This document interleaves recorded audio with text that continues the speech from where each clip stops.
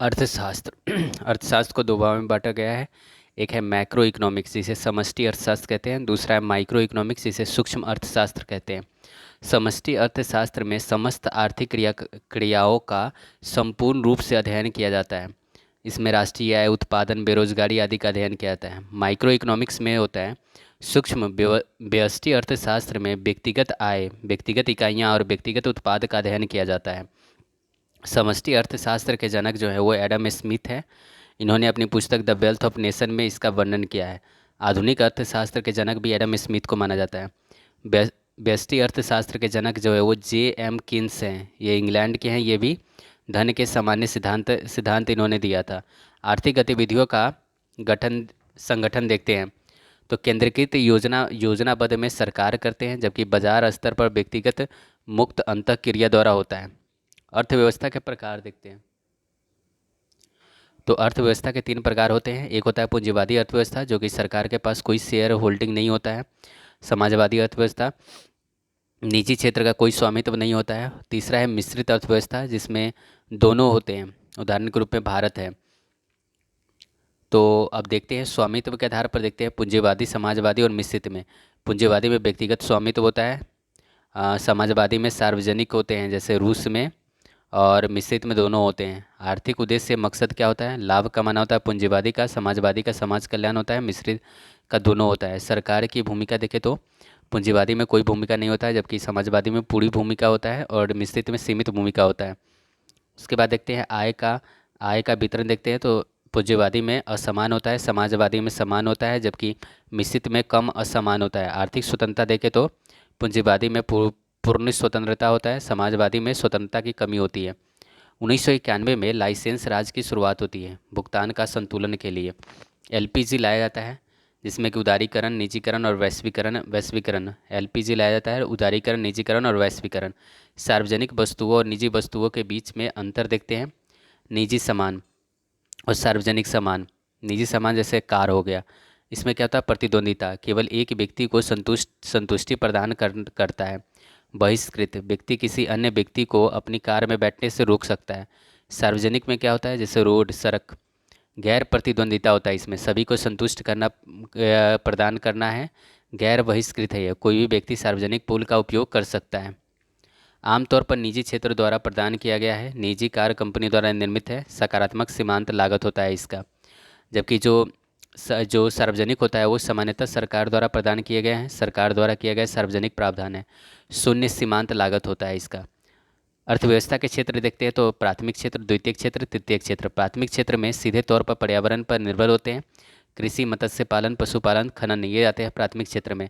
इसमें संलग्न श्रम की प्रकृति को रेड कॉलर जॉब के जरिए संकेतित किया जाता है। प्राथमिक क्षेत्र में रेड कॉलर जॉब। अर्थव्यवस्था का रीढ़ कहा जाता है प्राथमिक क्षेत्र को। द्वितीयक क्षेत्र, अर्थव्यवस्था का वह क्षेत्र जो प्राथमिक क्षेत्र के उत्पादों को अपनी गतिविधियों में कच्चे माल की तरह प्रयोग करते हैं, द्वितीयक क्षेत्र कहलाते हैं। इसमें लौह इस्पात उद्योग हो गया, वस्त्र उद्योग हो गया, वाहन, इलेक्ट्रॉनिक्स आदि आ गए। ये ब्लू कॉलर जॉब होते हैं, ये भी देश के रीढ़ कहलाते हैं।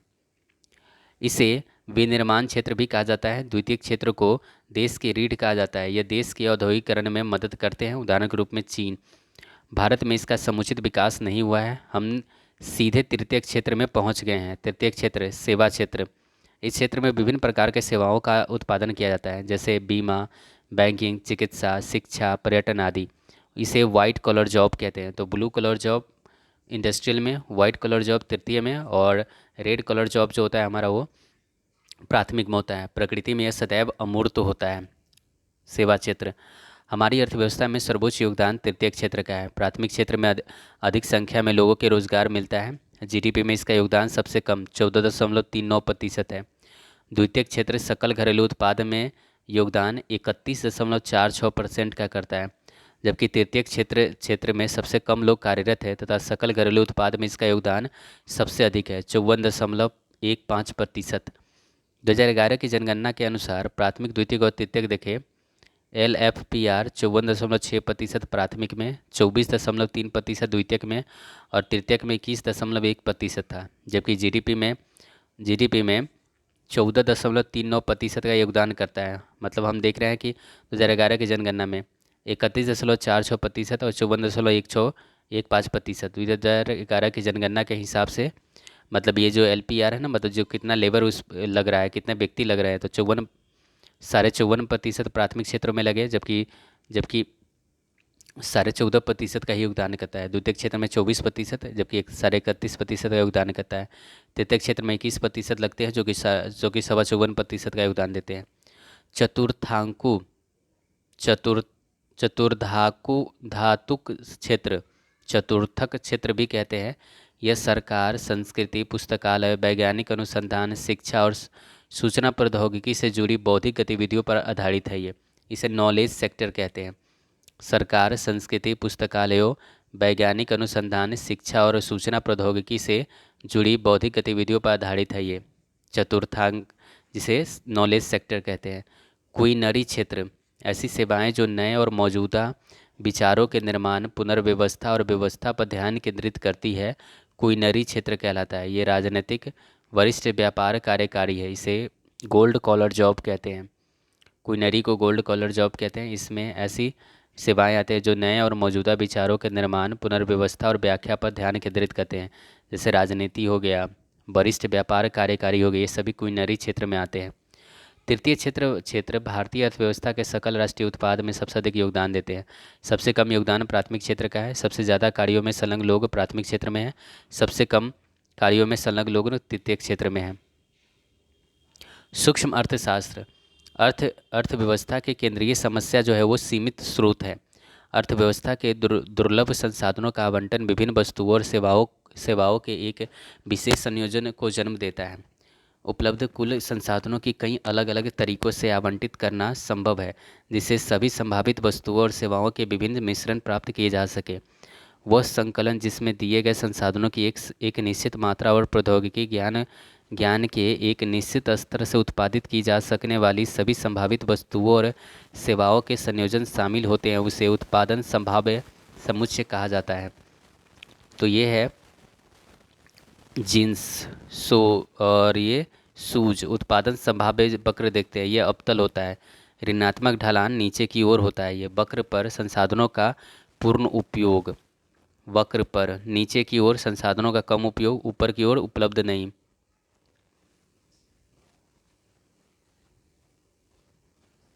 इस प्रकार किसी एक वस्तु की थोड़ी अधिक मात्रा प्राप्त करने की हमेशा एक लागत होती है, जो दूसरी वस्तु के उस मात्रा के रूप में होती हैं जिसे त्यागना पड़ता है। इसे अवसर लागत कहा जाता है।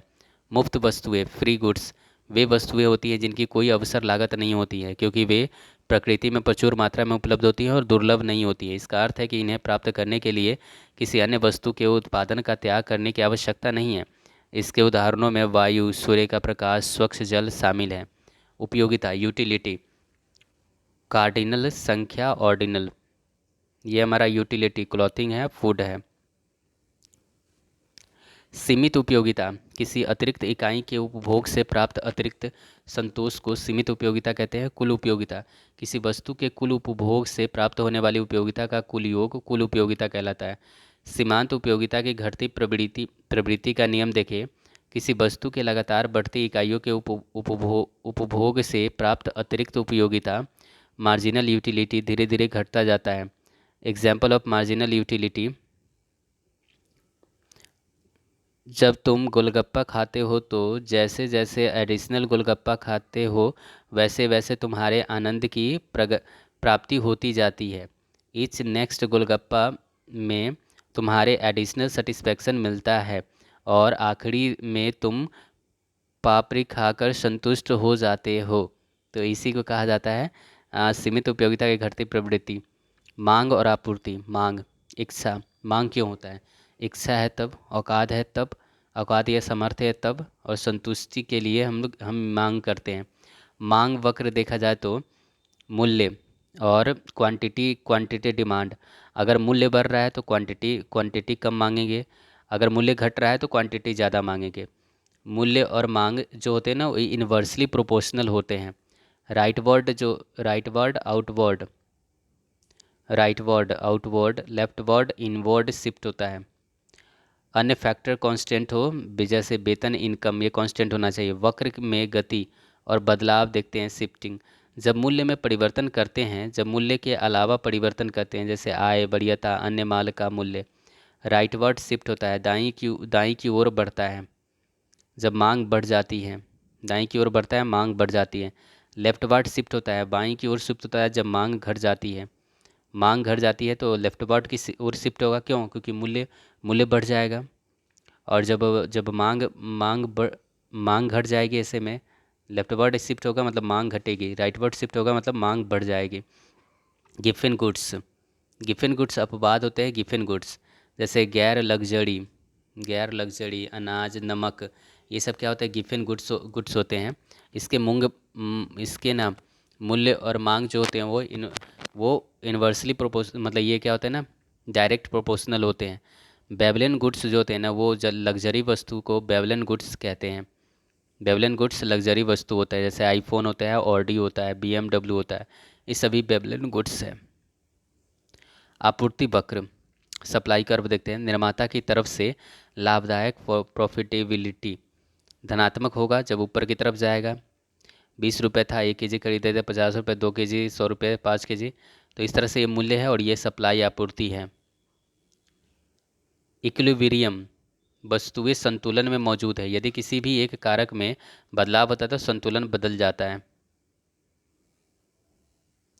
प्राइस और क्वांटिटी के बीच में जब जब ये संतुलन बनता है उसे इक्विलिब्रियम कहते हैं। मूल्य लोच, मूल्य में परिवर्तन और मांग में परिवर्तन के अनुपात को, मूल्य में परिवर्तन और मांग में परिवर्तन के अनुपात को मूल्य लोच कहते हैं। आमतौर पर यह ऋणात्मक होता है। मूल्य लोच होता है मांग में परिवर्तन बटे मूल्य में परिवर्तन। मूल्य लोच जो होता है ना, वो मांग में परिवर्तन बटे मूल्य में परिवर्तन के अनुपात को मूल्य लोच कहते हैं। पूर्णतः लोचदार मांग क्या होता है? परफेक्ट इलास्टिक डिमांड क्या होता है? तो इसमें क्या होता है ना कि मांग लोच होता है, इन्फिनिटिव होता है, मतलब मूल्य में नगण्य या शून्य परिवर्तन और मांग में बड़े परिवर्तन का कारण बनता है। तो मूल्य में परिवर्तन हो ही ना, मूल्य में एकदम नगण्य परिवर्तन हो और मांग में बहुत ज़्यादा परिवर्तन हो जाए, तो ऐसे परिवर्तन को पूर्णतः लोचदार मांग कहते हैं। जिसमें जिसमें जो ई होता है ना, वो हमारा क्या होता है? वो होता है इन्फिनिटिव हो जाता है। और इसके जो ग्राफ होते हैं वो एक दूसरे के पैरेलल होते हैं। अपेक्षाकृत लोचदार मांग, रिलेटिवली इलास्टिक डिमांड में क्या होता है ना, वैल्यू जो होता है 1 से ज़्यादा होता है। वैल्यू क्या होता है? 1 से ज़्यादा होता है। कीमत में मामूली परिवर्तन से मांग में भारी बदलाव आता है। कीमत में मामूली परिवर्तन से मांग में भारी बदलाव होता है, इसलिए ई का वैल्यू जो होता है 1 से ज़्यादा होता है। पूर्णतः बेलोचदार मांग, मतलब कीमत में परिवर्तन होने के बावजूद भी मांग में परिवर्तन नहीं होता है।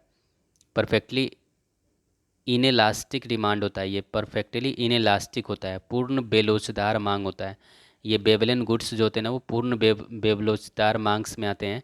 इसमें क्या होता है कि इसमें जो ई का वैल्यू होता है वो हमारा 0 के बराबर होता है, मतलब मूल्य में परिवर्तन होने के बाद भी मांग में परिवर्तन नहीं होता है।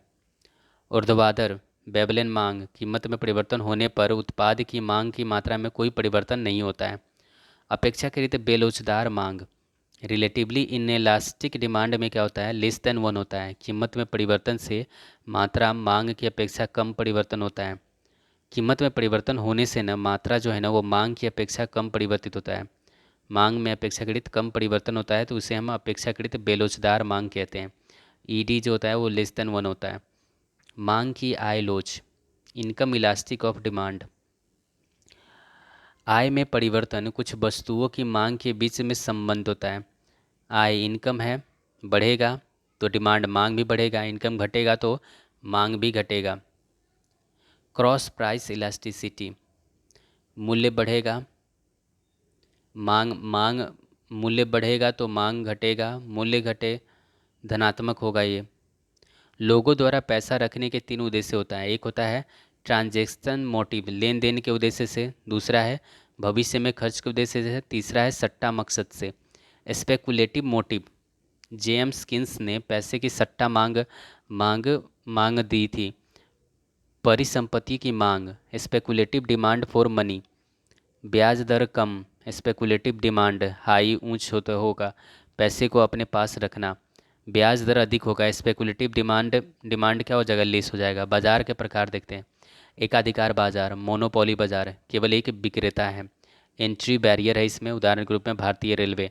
अल्पाधिकार बाजार, कम संख्या में आपूर्तिकर्ताओं का वर्चस्व है। ओली ओलिगोपोली मार्केट है ये, अधिक खरीदार हैं। नो इजी एंट्री है इसमें, जैसे टेलीकॉम सेक्टर, जियो, एयरटेल, वीआई, लैपटॉप आदि। एकाधिकार प्रतियोगिता, मोनोपोलिस्टिक कम्पिटिटिव, बहुत विक्रेता हैं, बहुत खरीदार हैं। बहुत विक्रेता है, बहुत खरीदार हैं। उदाहरण के रूप में टूथपेस्ट, कपड़े, समान लेकिन थोड़े अलग उत्पाद होते हैं इसमें। एकाधिकार प्रतियोगिता में क्या होता है ना, समान है लेकिन मतलब प्रोडक्ट तो एक ही है पर उसमें थोड़े थोड़े अलग अलग उत्पाद होते हैं। पूर्ण प्रतियोगिता, परफेक्ट कंपटीशन, बहुत विक्रेता, बहुत खरीदार। सजातीय उत्पाद, होमोजेनियस प्रोडक्ट भी है। उदाहरण के रूप में एग्रीकल्चर उत्पाद। फ्री एंट्री है इसमें, फ्री एंट्री और एग्जिट होता है। राष्ट्रीय आय, आय का चक्रीय प्रवाह देखते हैं। वस्तु और सेवाओं पर आय का चक्रीय प्रवाह लागू होता है। उपभोक्ता खर्च, मजदूरी, किराया। उपभोक्ता का खर्च किस पर होता है, मजदूरी पर, किराया पर, लाभांश पर। उत्पादन के लिए कारक, उत्पादन के लिए कारक। आय के कारक जो है ना वो हैं उत्पादन के कारक क्या क्या है, भूमि है, श्रम है, पूंजी है और उद्यमी है। भूमि से क्या मिलेगा, किराया मिलेगा।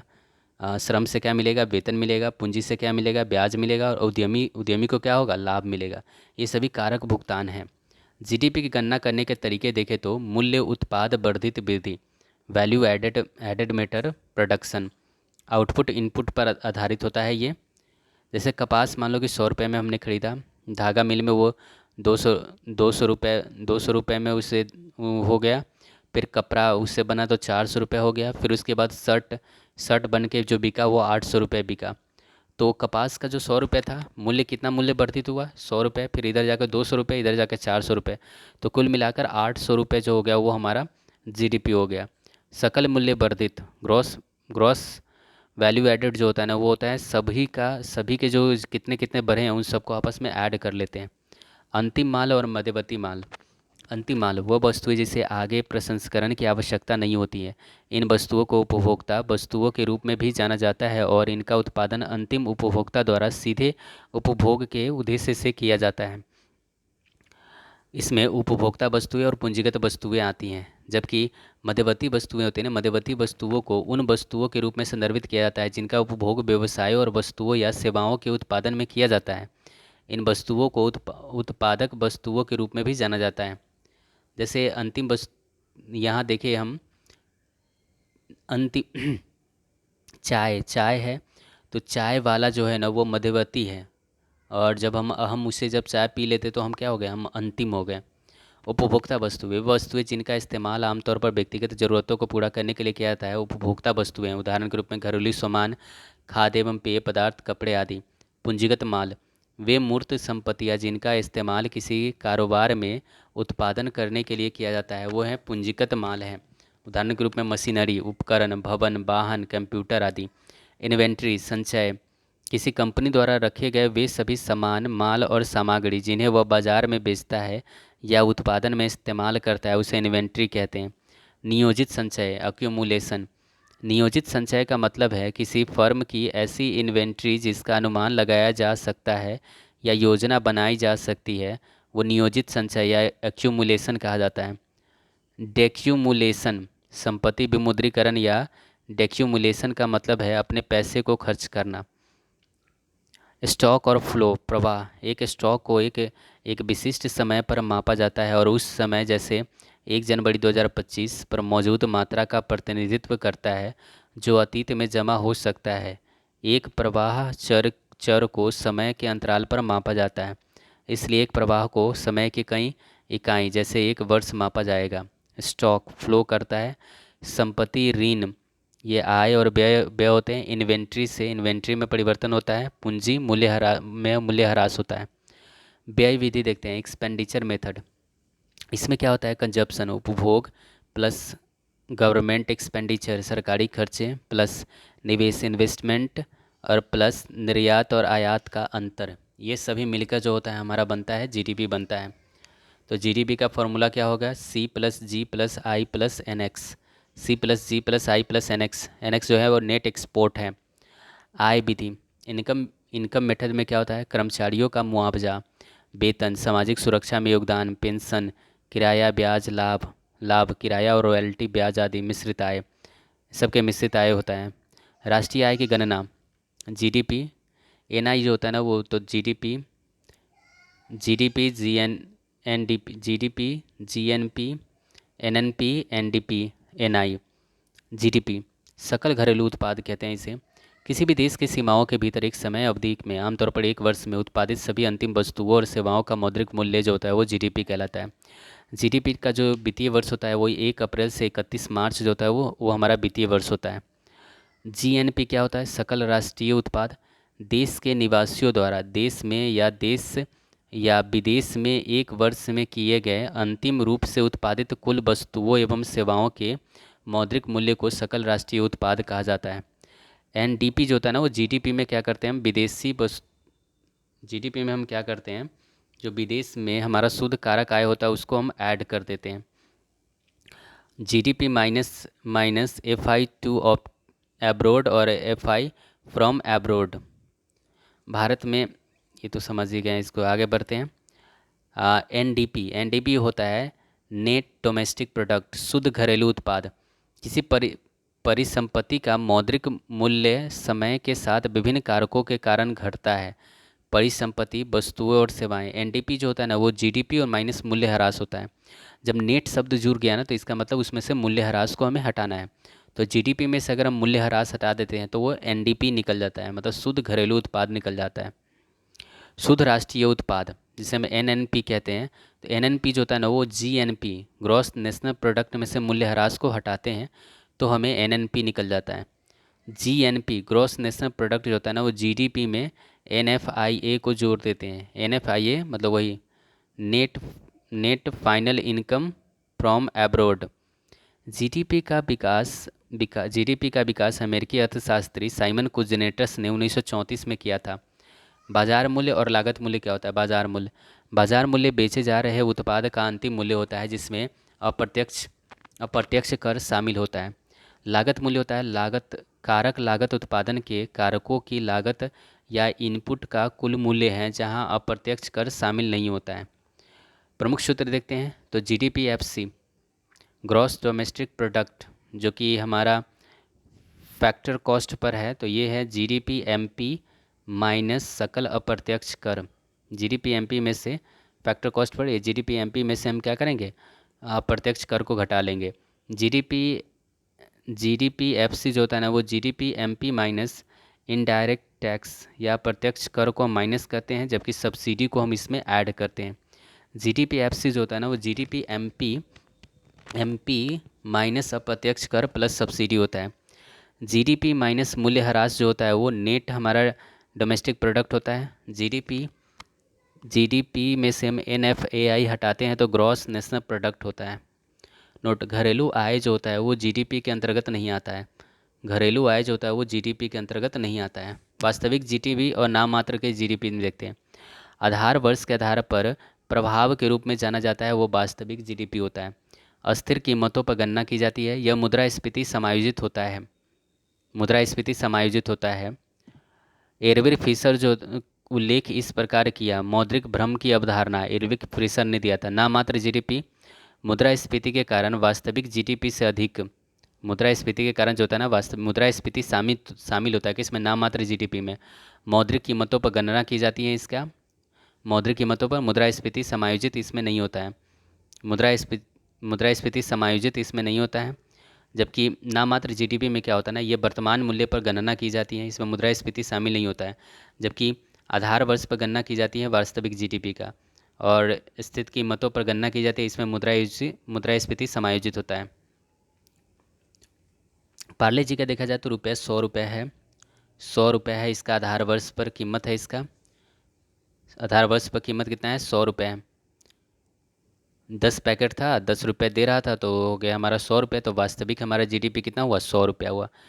जबकि नाम मात्र जीडीपी में देखा जाए तो वो ना 20 था और 10 पैकेट लिए तो 200 हो गया पार्ले जी पर। 100 गुने 100, ये हमारा क्या होगा? मुद्रास्फीति। उसमें क्या हुआ? मुद्रास्फीति जब जुड़ गया, मुद्रास्फीति इसमें जुड़ा है तो गणना करने के लिए जीडीपी फैक्टर होता है अब स्फीति कारक जो होता है नाम मात्र जीडीपी बटे वास्तविक जीडीपी गुने 100। नाममात्र जीडीपी गुने वास्तविक जीडीपी गुने 100। जीडीपी की गणना सीएसओ करता है, केंद्रीय सांख्यिकी कार्यालय। केंद्रीय सांख्यिकी कार्यालय जो है ना वो एमओएसपीआई, केंद्रीय सांख्यिकी कार्यालय जो है वो जीडीपी की गणना करता है। आधार वर्ष 2011-12 है। प्रति व्यक्ति आय जो होता है राष्ट्रीय आय बट्टा जनसंख्या होता है। प्रति व्यक्ति आय राष्ट्रीय आय बट्टा जनसंख्या।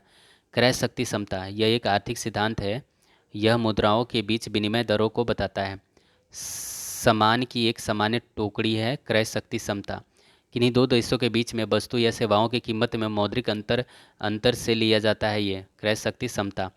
भारत की जीडीपी दुनिया में 5वें स्थान पर है क्रय शक्ति क्षमता के आधार पर 2024 तक। पहले स्थान पर आता है। भारत की जीडीपी अब चौथे स्थान पर है, 5वें नहीं, चौथे स्थान पर है। जापान पीछे चला गया है। तो जापान, भारत, जर्मनी, चीन और यूएसए। क्रय शक्ति क्षमता पीपीपी में अमेरिका और चीन के बाद भारत तीसरे स्थान पर है। $1 जो है 87 रुपये है। अर्थव्यवस्था में मुद्रास्फीति को जोड़कर व्यक्तिगत या निजी आय देखते हैं। पर्सनल इनकम हमारा क्या होता है?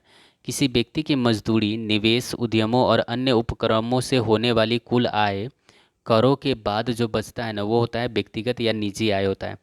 निजी आय जो होता है वो एनआई, नेशनल इनकम प्लस आय अर्जित लेकिन प्राप्त नहीं, प्लस आय प्राप्त लेकिन अर्जित नहीं। पीआई जो होता है ना वो NI, national income plus transfer payment minus minus undistributed corporate profit. प्रयोज्य व्यक्तिगत आय, पर्सनल डिस्पोजेबल इनकम जो होता है ना वो व्यक्तिगत आय माइनस कर होता है। वह धन जो किसी व्यक्ति को करों और अन्य कटौतियों के बाद बचता है वो प्रयोज्य व्यक्तिगत आय होता है, पर्सनल डिस्पोजेबल इनकम होता है। जीडीपी एफसी होता है जीडीपी एमपी माइनस सकल नेट अप्रत्यक्ष कर। जीडीपी एमपी माइनस अप्रत्यक्ष कर प्लस सब्सिडी। जीडीपी एफसी होता है जीडीपी एमसी माइनस कर प्लस सब्सिडी। हरित जीडीपी क्या होता है? जीडीपी माइनस पर्यावरणीय क्षति को हटाते हैं तो हरित जीडीपी निकलता है। संभावित जीडीपी जो होता है ना वास्तविक जीडीपी माइनस मंदी का अंतर। संभावित जीडीपी वास्तविक जीडीपी माइनस मंदी का संभावित जीडीपी माइनस वास्तविक जीडीपी, तो ये मंदी का अंतर होता है। मंदी का अगर अंतर निकालना है तो संभावित जीडीपी में से वास्तविक जीडीपी घटा दीजिए, मंदी का अंतर निकल जाएगा। मुद्रास्फीति समय के साथ विभिन्न मालों और सेवाओं की कीमतों में होने वाली एक सामान्य बढ़ोतरी को मुद्रास्फीति कहते हैं। क्रय शक्ति, परचेजिंग पावर इसमें क्या होता है? ये कम या घटती जाती है इसमें। एरविन फिशर ने इसे मौद्रिक भ्रम या मनी इल्यूजन कहा था। एमवी बराबर पीटी कहा था मुद्रास्फीति को एरविन फिशर ने। मुद्रास्फीति में किसे लाभ होगा? जो ऋणदाता होता है ना, 1,000 रुपये देता है, उधार लेने वाला बोरोवर फायदे में रहता है। फायदे में कौन रहता है? बोरोवर फायदे में रहता है। मुद्रास्फीति के दौरान ऋणी उधारदाता को ऋणदाता के तुलना में अधिक लाभ मिलता है उधारकर्ता को। जीडीपी अपस्फीति कारक होता है नाममात्र जीडीपी बटे वास्तविक जीडीपी गुने 100। धन का परिमाण सिद्धांत, परिसंचरण का वेग। तैयार माल और सेवा के खरीद में $1, यूरो आदि कितनी बार खर्च किया जाएगा? सभी लेन देन अर्थव्यवस्था के बीच बेचे गए सभी सामानों और व्यवसायों। तो m गुने भी बराबर होता है p गुने टी। धन का परिमाण सिद्धांत देखते हैं तो ये है मुद्रा आपूर्ति। अर्थव्यवस्था में सारा धन m गुने भी। मुद्रा स्तर, अर्थव्यवस्था में सभी सेवाओं का मूल्य स्तर। तैयार माल और सेवा में खरीद में $1, यूरो आदि कितनी बार खर्च किए जाएंगे? p गुने टी। m गुने भी बराबर होता है p गुने टी। m गुने भी बराबर p गुने टी। मुद्रा आपूर्ति गुने भी बराबर ये होता है मुद्रा स्तर गुने p।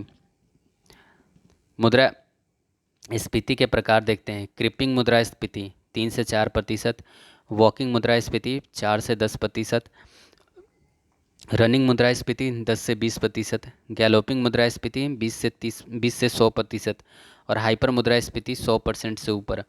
मुद्रास्फीति के कारण देखते हैं। डिमांड पूल, मांग जनित कारण हो सकते हैं। मांग पक्ष मुद्रास्फीतिक, बहुत सारे डॉलर बहुत कम वस्तुओं का पीछा कर रहे हो, बहुत सारे डॉलर बहुत कम वस्तुओं का पीछा कर रहे हो तो उसे मांग जनित स्फीति कहते हैं। कॉस्ट पुश लागत जनित आपूर्ति पक्ष मुद्रास्फीति उत्पादन और इनपुट लागत के किसी भी कारक की लागत में वृद्धि होती है। मुद्रास्फीति के मापन देखते हैं तो इसे दो तरीके से मापा किया जाता है। एक WPI पर मतलब होलसेल प्राइस इंडेक्स पर थोक मूल्य सूचकांक पर किया जाता है। यह थोक मूल्य व्यवसायों द्वारा अन्य व्यवसायों को बेची जाने वाली वस्तुओं की कीमतों में बदलाव को मापता है। विभिन्न वस्तुओं को अधिक वेटेज दिया जाता है। इसमें आधार वर्ष जो है 2011-12 है। WPI फर्स्ट टाइम 1942 में जारी किया गया था। वाणिज्य और उद्योग मंत्रालय के तहत आर्थिक सलाहकार कार्यालय द्वारा जारी किया गया था ये। उसके बाद है हमारा ये CPI कंज्यूमर प्राइस इंडेक्स उपभोक्ता मूल्य सूचकांक। खाद्य पदार्थों को अधिक वेटेज दिया जाता है। इसमें खाद्य पदार्थों को अधिक वेटेज दिया जाता है, जबकि विनिर्मित वस्तुओं को अधिक वेटेज दिया जाता है होलसेल प्राइस पर। आधार वर्ष 2011-12 है। जारी करता है राष्ट्रीय सांख्यिकीय कार्यालय MOSPI के अंतर्गत जारी किया जाता है। मुद्रास्फीति को नियंत्रित करने के लिए RBI CPI का उपयोग करता है। मुद्रास्फीति को नियंत्रित करने के लिए RBI जो है ना CPI का उपयोग करता है। Labour bureau CPI industrial workers, CPI agricultural workers, CPI rural workers 1986-87 में दिया गया था ये। NSO या इसी को MOSPI कहते हैं 2012 में CPI अर्बन रूरल और कंबाइन तीनों को दिया गया था। मिश्रित वस्तुएं जो हैं वो 64.2%, खाद्य एवं पेय प्राथमिक वस्तुएं 22.4%, घर 10%, ईंधन और शक्ति 13.5%, ईंधन शक्ति 6.8%। IIP index of industrial production औद्योगिक उत्पादन सूचकांक, इंडेक्स ऑफ इंडस्ट्रियल प्रोडक्शन औद्योगिक उत्पाद सूचकांक आधार वर्ष 2011-12 है। प्रकाशित करता है NSO, इसी को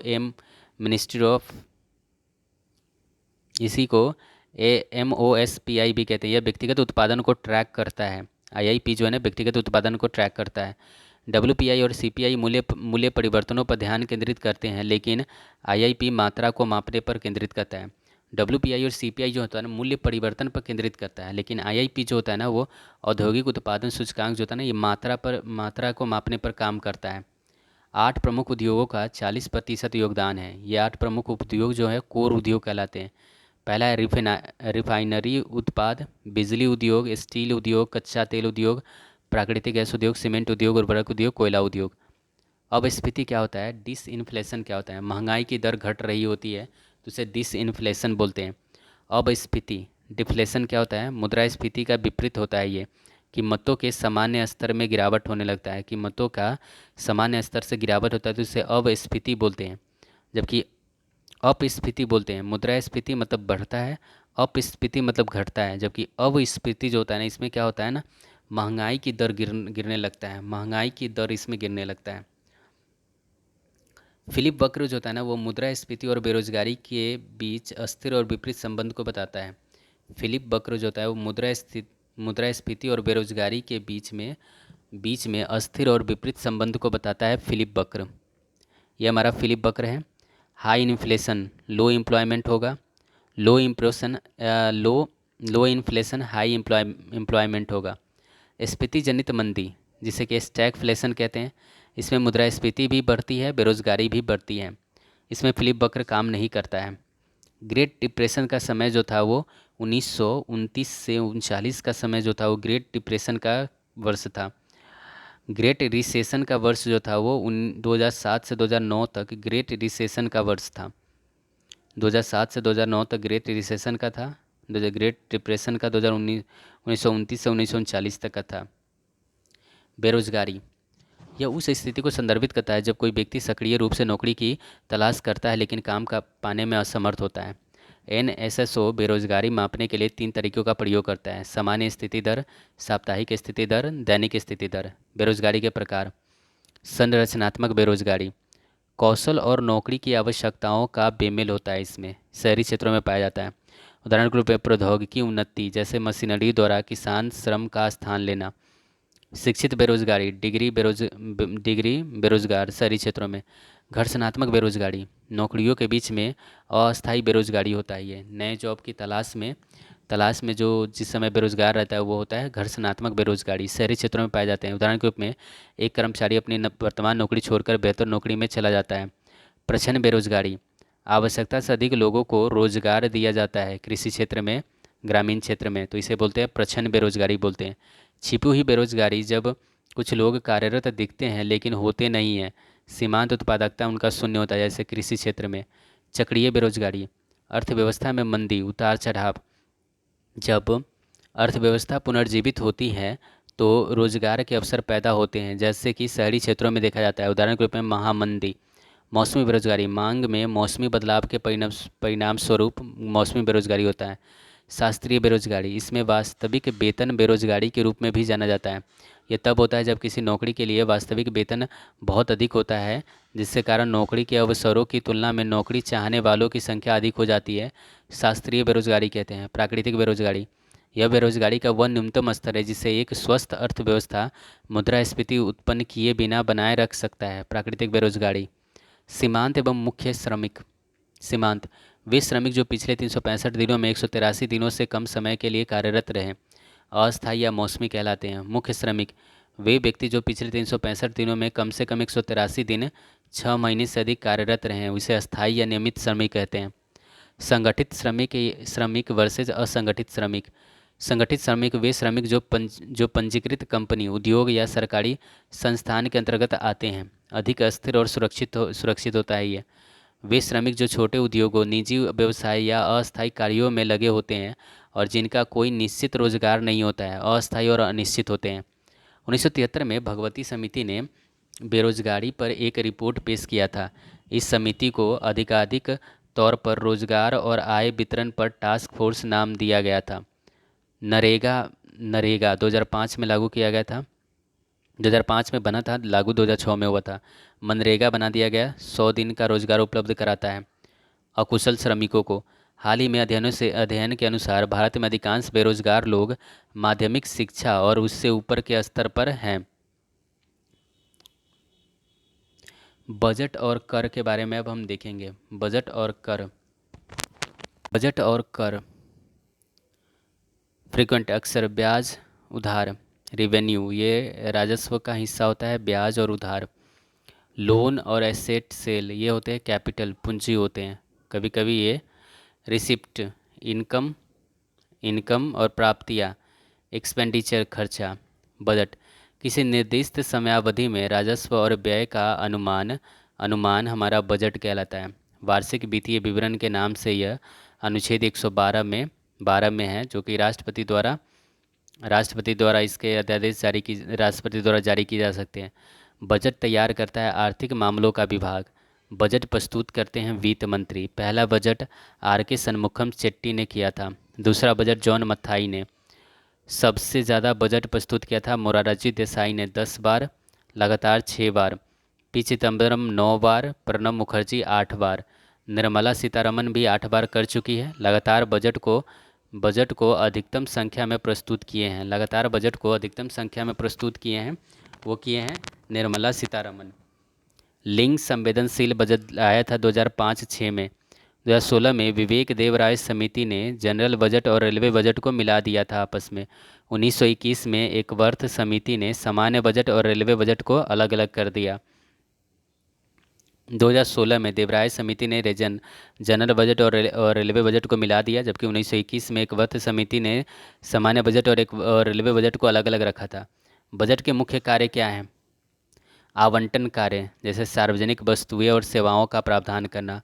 पुनर्वितरण कार्य, जैसे कराधान नीति, सामाजिक कल्याण योजनाएं, सब्सिडी, अनुदान, सार्वजनिक वितरण प्रणाली, रोजगार सृजन, सामाजिक सुरक्षा।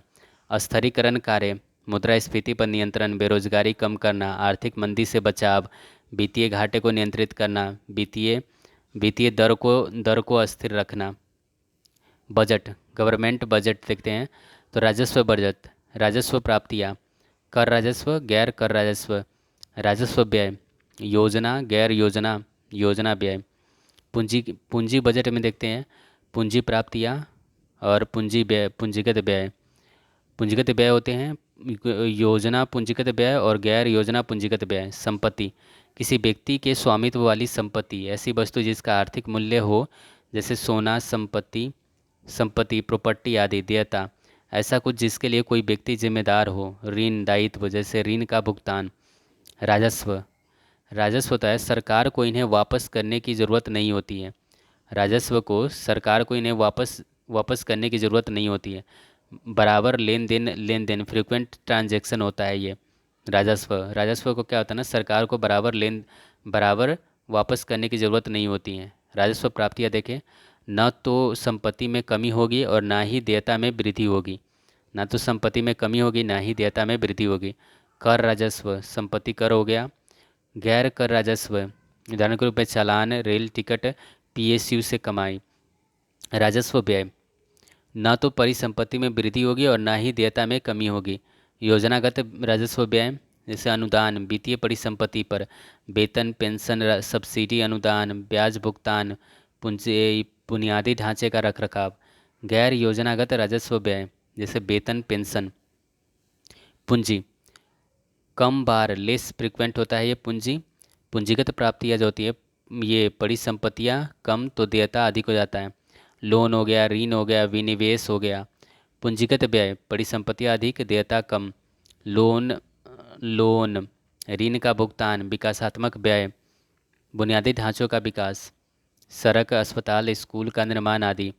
राजस्व व्यय अवसर राजस्व व्यय अवसर, न तो एसेट बढ़ रहा है और ना ही लायबिलिटी घट रही है। पूंजीगत व्यय में क्या होता है, कभी कभी कभी कभी कभी कभी होता है ये एसेट्स इसमें बढ़ते हैं, लायबिलिटी कम होती है। वेतन सैलरी जो है राजस्व व्यय है। वेतन और सैलरी क्या है, राजस्व व्यय है, क्योंकि ये बार बार देना होता है। लोन जो होता है वो पूंजीगत व्यय है, क्योंकि लोन एक बार दे दिया और उसके बाद से क्या होता है, पैसे की वसूली करते रहता है। ब्याज जो है वो राजस्व है। ब्याज क्या है, राजस्व है। अनुदान या ग्रांट जो है वो भी राजस्व है।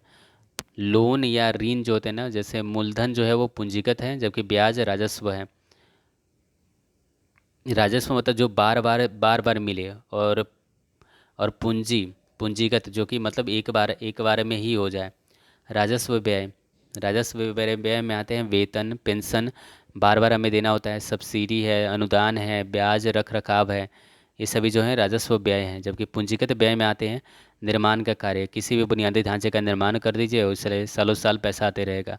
ज़मीन मशीनरी की खरीद लीजिए, सालों साल पैसा आता रहेगा। निवेश या लोन ले लीजिए या लोन दे दीजिए। ऋणों का भुगतान, ये सभी पूंजीगत व्यय में आते हैं। कराधान टैक्सेशन देखते हैं, प्रत्यक्ष कर और अप्रत्यक्ष कर। प्रत्यक्ष कर सीधे सरकार को भुगतान, इन करों को किसी अन्य इकाई में स्थानांतरित नहीं किया जा सकता है। प्रगतिशील कर होते हैं, उदाहरण के रूप में आय कर हो गया, वेल्थ कर टैक्स हो गया, उपहार कर हो गया, कैपिटल गेन गेन कर हो गया। अप्रत्यक्ष कर क्या होता है, सरकार को सीधे भुगतान नहीं किया जाता है, यह किसी अन्य इकाई में स्थानांतरित किया जाता है। यह प्रतिगामी कर होता है, रिग्रेसिव टैक्स होते हैं, जैसे जीएसटी 101वां संविधान संशोधन द्वारा लाया गया 1 जुलाई 2017 को। असम पहला राज्य था। जीएसटी काउंसिल अनुच्छेद 279 में बना था, 279A में जीएसटी काउंसिल बना था। अध्यक्ष होते हैं वित्त मंत्री होते हैं। 33 सदस्य हैं, 2 केंद्र से और 31 राज्यों से, केंद्र शासित प्रदेशों से, राज्यों प्लस केंद्र शासित प्रदेशों से। उत्पाद शुल्क पेट्रोल डीजल पर, विमानन टरबाइन ईंधन आदि। पेपर कर, संपत्ति कर, उपहार कर, स्टेट ड्यूटी, अप्रचलित। राजस्व संग्रह बहुत कम होता है इससे, पेपर टैक्स से। प्रत्यक्ष कर जैसे सीमांत कर ज़्यादा होता है औसत कर दर से।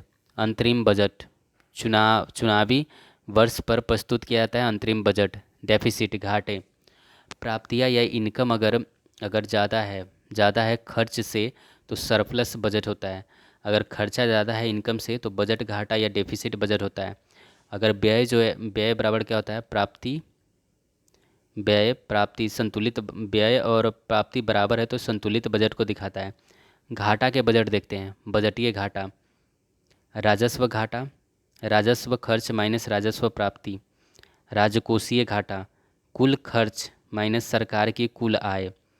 कुल खर्च माइनस कुल आय जो होता है वो राजकोषीय घाटा होता है। कुल आय में होता है राजस्व प्राप्ति ऋणों की वसूली, अन्य प्राप्तियाँ। टीई टोटल एक्सपेंडिचर होता है। आर प्लस नॉन डेप्ट डॉट क्रेटिंग रेट। प्राथमिक घाटा जो होता है राजकोषीय घाटा, राजकोषीय राजकोषीय घाटा माइनस ब्याज, इंटरेस्ट पेमेंट। राजकोषीय घाटा में से ब्याज को अगर हम हटा लेते हैं तो हमें प्राथमिक घाटा निकल जाएगा। प्रभावी प्रभावी राजस्व घाटा क्या होता है? राजस्व घाटा में से हम पूंजीगत परिसंपत्तियों के निर्माण के लिए सहायता अनुदान को घटा लेते हैं। वित्तीय वर्ष जो है वह 31 मार्च से 1 अप्रैल तक वित्तीय वर्ष है। सरचार्ज मतलब कर पे कर। शेष होता है एक निश्चित उद्देश्य के लिए सभी पर लगता है शेष। केंद्र सरकार द्वारा लगाया जाता है लेकिन राज्य सरकार द्वारा साझा नहीं किया जाता है इसे, किसे? शेष को। पिगोवियन कर जो होता है ना, किसी भी सामान के लेन देन पर लगाया जाने वाला कर है जो नकारात्मक बाहरी कारक का सृजन करता है। सेबी 12 अप्रैल 1988 को इसकी स्थापना होती है। माधुरी पूरी बुच इसके अध्यक्ष हैं। हेडक्वार्टर इसका मुंबई में है, सेबी का। FRBM एक्ट 2003 में लाया गया था। राजकोषीय उत्तरदायित्व और बजट प्रबंधन अधिनियम FRBM कहते हैं। राजकोषीय उत्तरदायित्व और बजट अधिनियम FRBM कहते हैं। ये एक्ट 2003 में लाया गया था। मुख्य नीतिगत बयान देखते हैं। मध्यकालीन राजकोषीय नीति वक्तव्य। यह वक्तव्य 3 साल की अवधि के लिए सरकार की राजकोषीय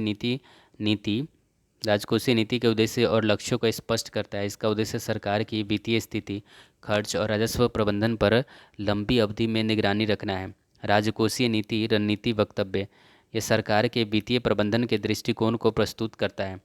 माइक्रो इकोनॉमिक्स ढांचा वक्तव्य, GDP वृद्धि दर। मनी और बैंकिंग में अब देखते हैं। RBI, बैंकों द्वारा निष्पादित वित्तीय गतिविधियाँ बैंकिंग कहलाती है। बैंकों द्वारा निष्पादित वित्तीय गतिविधियाँ बैंकिंग कहलाती है। RBI, भारतीय reserve bank. Hitler young commission 1926 में VR अम्बेडकर से भी ली गई सिफारिशें थी। RBI अधिनियम 1934, 1 अप्रैल 1935 को स्थापना होता है RBI का। हेडक्वार्टर कलकत्ता में है, वर्तमान मुंबई में। कलकत्ता में उस समय था, वर्तमान मुंबई में है। 1937 में इसे स्थानांतरित करके मुंबई बना दिया गया था। कार्य, बैंकिंग सिस्टम की देखरेख करना, बैंक को लाइसेंस देना। CRR SLR, ब्याज दर, विनिमय रेगुलेट करना। विनिमय, ये बैंकिंग विनिमय अधिनियम 1949 आया था। करेंसी प्रिंटिंग, 1 रुपये को छोड़कर, 1 रुपये वित्त मंत्रालय द्वारा होता है, बाद बाकी सारे रुपए की प्रिंटिंग जो होता है ना वो RBI करता है। कानूनी निविदा, लीगल टेंडर होता है। FIAT मनी होता है, फायट मनी। प्लास्टिक मुद्रा, क्रेडिट कार्ड, डेबिट कार्ड आदि। हॉट मनी, मुद्रा परिसंपत्तियाँ जैसे स्टॉक, जमा, बॉन्ड आदि सभी जारी करने का काम होता है RBI का। RBI का राष्ट्रीयकरण 1 जनवरी 1949 को हुआ था। प्रथम RBI गवर्नर थे ओसवार्न स्मिथ थे। प्रथम भारतीय RBI गवर्नर CD देशमुख थे। मुद्रण और सिक्के, गवर्नमेंट ऑफ इंडिया 1 रुपये के नोट। गवर्नमेंट ऑफ इंडिया 1 रुपये के नोट बनाती है। बाद बाकी सब है। नासिक मुंबई में। मुद्रा का मुद्रण होता है नासिक, देवास, मैसूर और सालबोनी में। जबकि सिक्के जो होते हैं वो मुंबई, हैदराबाद, कलकत्ता, नोएडा में। मौद्रिक नीति, आखिरी कर्जदाता होता है, lender of the last resort होता है, बैंकों का बैंक कहा जाता है। स्वच्छ नोट नीति 1999। रिजर्व बैंक की स्वच्छ नोट नीति का उद्देश्य नागरिकों को अच्छी गुणवत्ता वाले करेंसी नोट और सिक्के उपलब्ध कराना है, जबकि गंदे नोटों का प्रचलन से बाहर करना है। फिएट मनी एक प्रकार की मुद्रा है जो सरकार द्वारा जारी की जाती है और यह सोना या चांदी जैसे किसी भौतिक वस्तु द्वारा समर्थित नहीं होता है। दूसरी अनुसूची के तहत RBI एक्ट 1934, इसके तहत अनुसूचित बैंक और गैर अनुसूचित बैंक को बैंक में बंटवारा किया गया। अनुसूचित बैंक जो होते हैं ना, दूसरी अनुसूची के तहत RBI अधिनियम 1934 के दूसरी अनुसूची में जो शामिल बैंक है वो हमारा अनुसूचित बैंक कहलाता है। ये 2 तरह के होते हैं, एक होता है वाणिज्यिक बैंक, कमर्शियल बैंक, और दूसरा होता है सहकारी बैंक, कोऑपरेटिव बैंक। वाणिज्यिक बैंक और सहकारी बैंक, वाणिज्यिक, कमर्शियल बैंक और सहकारी कोऑपरेटिव बैंक। तो वाणिज्यिक बैंक जो होता है ना, प्रॉफिट के आधार पर ये सार्वजनिक क्षेत्रीय बैंक जो कि 11 राष्ट्रीयकृत बैंक प्लस SBI बैंक है, कुल 12 बैंक है। निजी या प्राइवेट सेक्टर के बैंक है।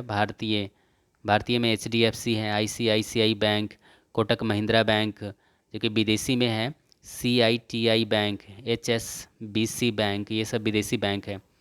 वित्तीय समावेशन के लिए बैंकों का राष्ट्रीयकरण 1969 में 14 बैंकों और 1980 में 6 बैंकों का वित्तीय का राष्ट्रीयकरण किया गया था। भारत में बैंकिंग प्रणाली का इतिहास देखा जाए तो पहली बैंक जो है वो 1790 में बैंक ऑफ हिंदुस्तान, फिर उसके बाद 1806 में कलकत्ता बैंक, 1840 में बॉम्बे बैंक, 1843 में मद्रास बैंक, इन सबको मिलाकर इंपीरियल बैंक ऑफ इंडिया बनाया गया 1921 में। एसबीआई 1921 में इंपीरियल बैंक ऑफ इंडिया बनाया गया। एसबीआई फिर 1955 में इसे नया एसबीआई कर दिया गया। पहला भारतीय स्वामित्व के बैंक है इलाहाबाद बैंक 1865 में। पहला भारतीय स्वामित्व के बैंक है इलाहाबाद बैंक 1865 में। क्षेत्रीय ग्रामीण बैंक आरआरबी 1975 में बना था। ग्रामीण क्षेत्रों में वित्तीय गतिविधियों को बढ़ाने के लिए आरबीआई अधिनियम 1976 लाया गया। फर्स्ट आरबीआई जो थे वो प्रथम ग्रामीण बैंक 2 अक्टूबर 1975 को। ग्रामीण ऋण पर नरसिम्हा समिति की सिफारिश पर 2 अक्टूबर 1975 को आरआरबी की स्थापना की गई थी। आरआरबी विनियमित आरबीआई द्वारा पर्यवेक्षण किया जाता है, इसे नाबार्ड द्वारा पर्यवेक्षण किया जाता है। आरआरबी में 50% हिस्सेदारी केंद्र का होता है, 15% राज्य का और 35% होता है वो स्पॉन्सर बैंक का होता है। अन्य वित्तीय संस्थान देखते हैं नाबार्ड। नाबार्ड वी शिवरामन समिति पर 1979 में गठन किया गया। राष्ट्रीय कृषि और ग्रामीण विकास बैंक नाबार्ड का फुल फॉर्म है राष्ट्रीय कृषि और ग्रामीण विकास बैंक। नाबार्ड अधिनियम 1981 आया। 12 अप्रैल 1982 को स्थापित किया गया। हेड क्वार्टर इसका मुंबई में है। कार्य क्या करता है ये? राष्ट्रीय क्षेत्रों में ऋणदाता संस्थानों को पुनर्वित्त उपलब्ध कराता है। सहकारी बैंक और क्षेत्रीय ग्रामीण बैंकों का पर्यवेक्षण सुपरवाइज करता है ये। पीएमएवाई केसीसी रुपे कार्ड आदि रुपे किसान कार्ड आदि जारी करता है। सिडबी 2 अप्रैल 1990 मुख्यालय इसका लखनऊ है। भारतीय लघु उद्योग विकास बैंक है सिडबी। सिडबी का स्थापना होता है 2 अप्रैल 1990 को लखनऊ में। भारतीय लघु उद्योग विकास बैंक है ये सिडबी। 2015 में नाबार्ड में ई शक्ति और एलईडीपी आजीविका और उद्यम विकास कार्यक्रम पहल शुरू किया गया था। राष्ट्रीय आवास बैंक 1988 में स्थापना किया गया है। सेबी अधिनियम 1992 12 अप्रैल 1988 को राष्ट्रीय आवास बैंक की स्थापना किया गया है। इसका भी हेडक्वार्टर मुंबई में है। भारतीय प्रतिभूति और विनिमय बोर्ड है। कार्य निवेशकों को इंटरेस्ट की रक्षा करना। चेयरपर्सन है माधवी पुरी पूछ, पहली महिला अध्यक्ष है। आईआरडीएआई अधिनियम 1999 बना। अप्रैल 2000 में इसे लागू किया गया। पॉलिसी धारकों के हितों की रक्षा करता है आईआरडीएआई। बीमा नियामक और विकास प्राधिकरण है। नाफेड जो है ना वो भारतीय राष्ट्रीय कृषि सहकारी विपणन संघ लिमिटेड 2 अक्टूबर 1958 को स्थापित किया गया। नाफेड को आईडीबीआई इसकी स्थापना 1964 में भारत सरकार द्वारा आरबीआई की सहायक कंपनी के रूप में की गई थी। आईडीबीआई की स्थापना बाद में एलआईसी भारतीय जीवन बीमा निगम ने बैंक में 51% हिस्सेदारी हासिल कर ली। सूक्ष्म वित्त संस्थान है माइक्रो फाइनेंस इंस्टीट्यूशन। भारत में वित्तीय समावेशन प्राप्त करने के लिए आरबीआई में MF1 को विनियमित किया। यह कम आय वाले व्यक्तियों या समूहों को प्रदान की जाने वाली एक बैंकिंग सेवा है जिसके पास अन्यथा वित्तीय सेवाओं तक कोई अन्य पहुंच नहीं होती। Loan, insurance, budget. सूक्ष्म वित्त लोन पात्र व्यक्ति जिनकी वार्षिक घरेलू आय 3 लाख हो। कोलेटरल फ्री लोन गिरवी मुक्त लोन होता है ये सूक्ष्म वित्त लोन। सूक्ष्म वित्त संस्था के पिता थे मोहम्मद यूनिस, बांग्लादेश के। ग्रामीण मॉडल बैंक 1970 में इन्होंने लाया था। नोबेल पुरस्कार प्राप्त करता है ये। बांग्लादेश ग्रामीण बैंक के स्थापनाकर्ता भी हैं।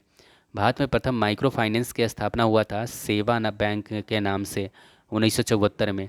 स्वरोजगार महिला एसोसिएशन अहमदाबाद में स्थापित किया गया था सेवा बैंक। बिजनेस मॉडल देखते हैं। स्वयं सहायता समूह 10 या 20 लोगों का समूह बीपीएल का समूह होता था ये, बिलो पॉवर्टी लाइन। संयुक्त देयता समूह 4 से 10 लोगों का, न्यूनतम और अधिकतम 10। उद्देश्य इसका लाभ कमाना है। मुद्रा micro units development and refinance agency.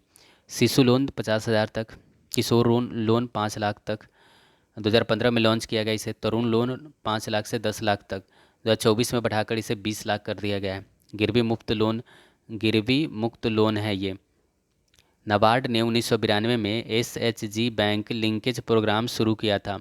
NABARD ने ने एफ नाबार्ड ने एमएफआई बैंक लिंकेज मॉडल भी शुरू किया था।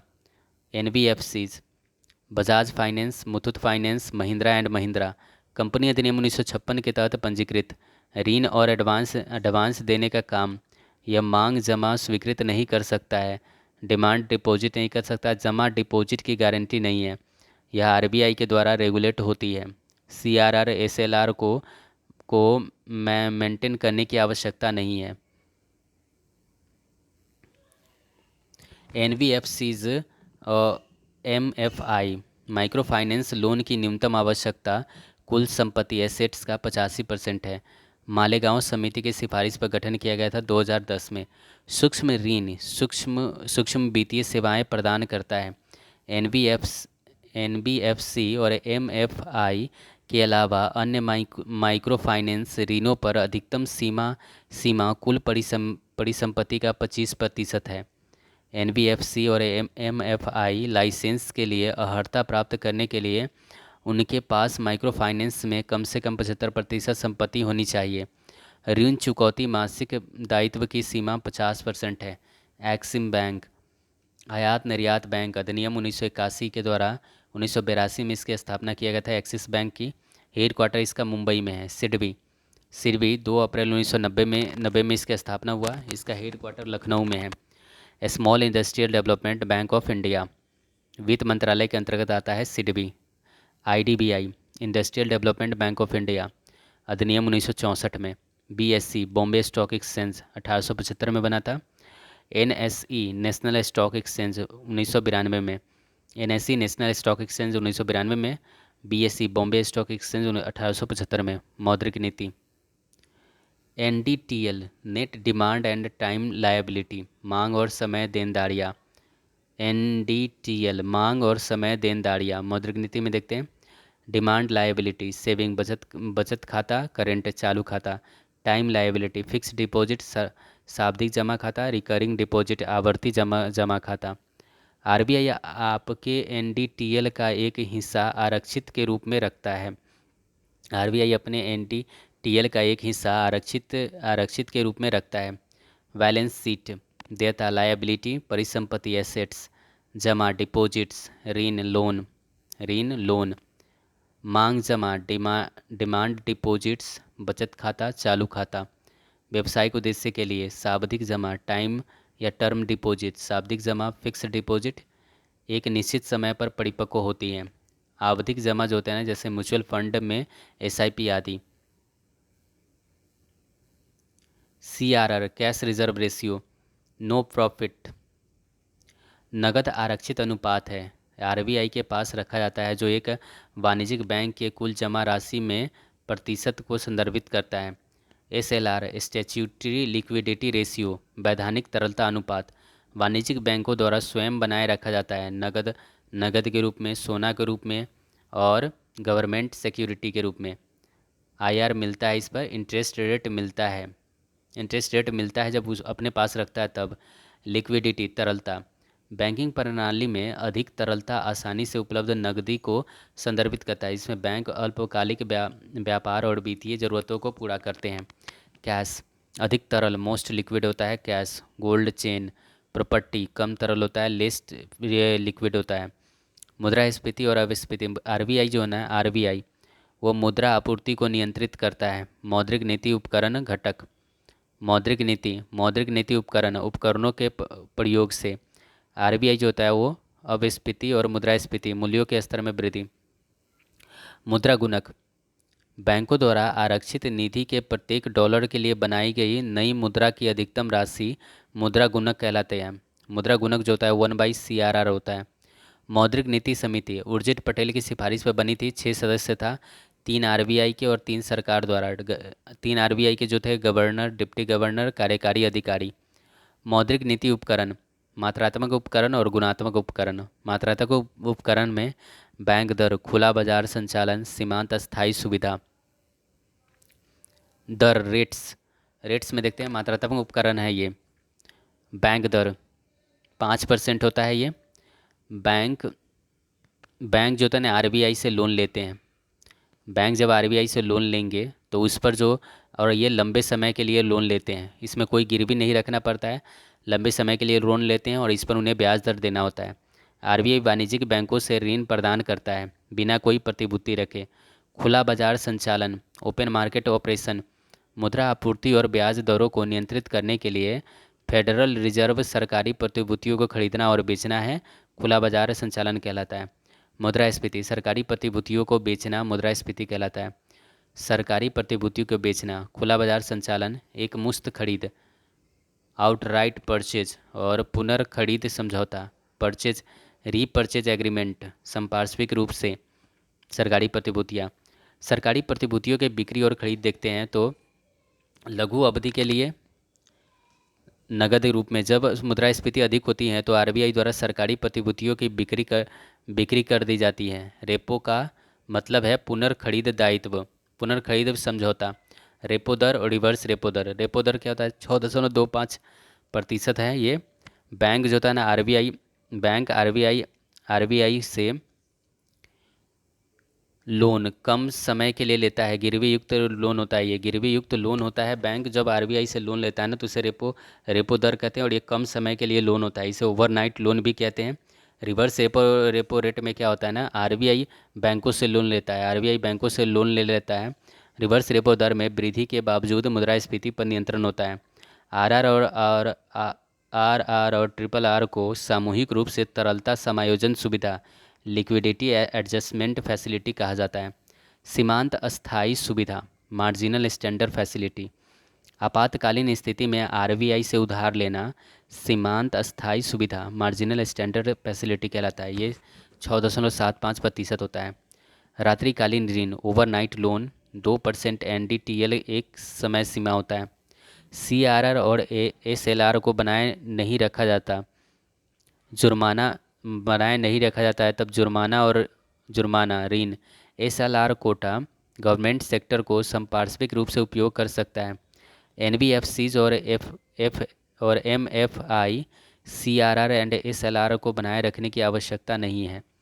अल्पकालीन ट्रेजरी बिल 91 दिन के लिए, 182 दिन के लिए और 364 दिन के लिए ट्रेजरी बिल मिलता है।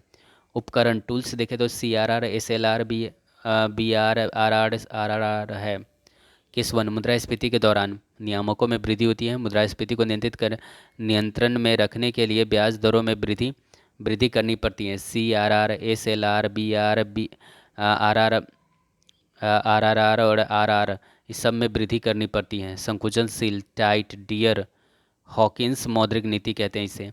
दूसरा है अपस्फीति के दौरान, मतलब जब ना मूल्य स्तर गिरने लगे, सीआरआर, एसएलआर, आरआर को कम करना होता है।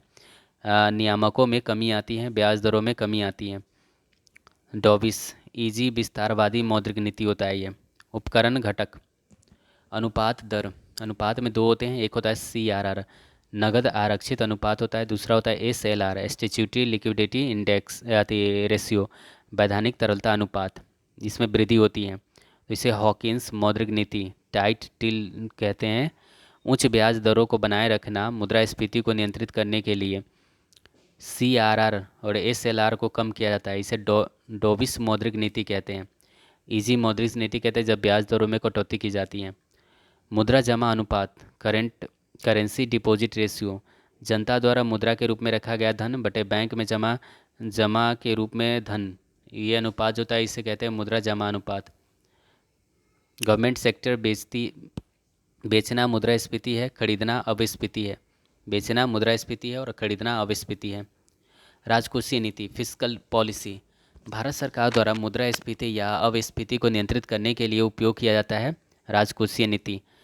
कर बढ़ाकर कम प्रायोज्य आय, कर बढ़ाते हैं तो कम प्रायोज्य आय होगा, सब्सिडी को घटा देगा और एमएसपी को बढ़ा देगा। तो मुद्रास्फीति क्या होगा इसमें, मुद्रास्फीति इसमें बढ़ेगी।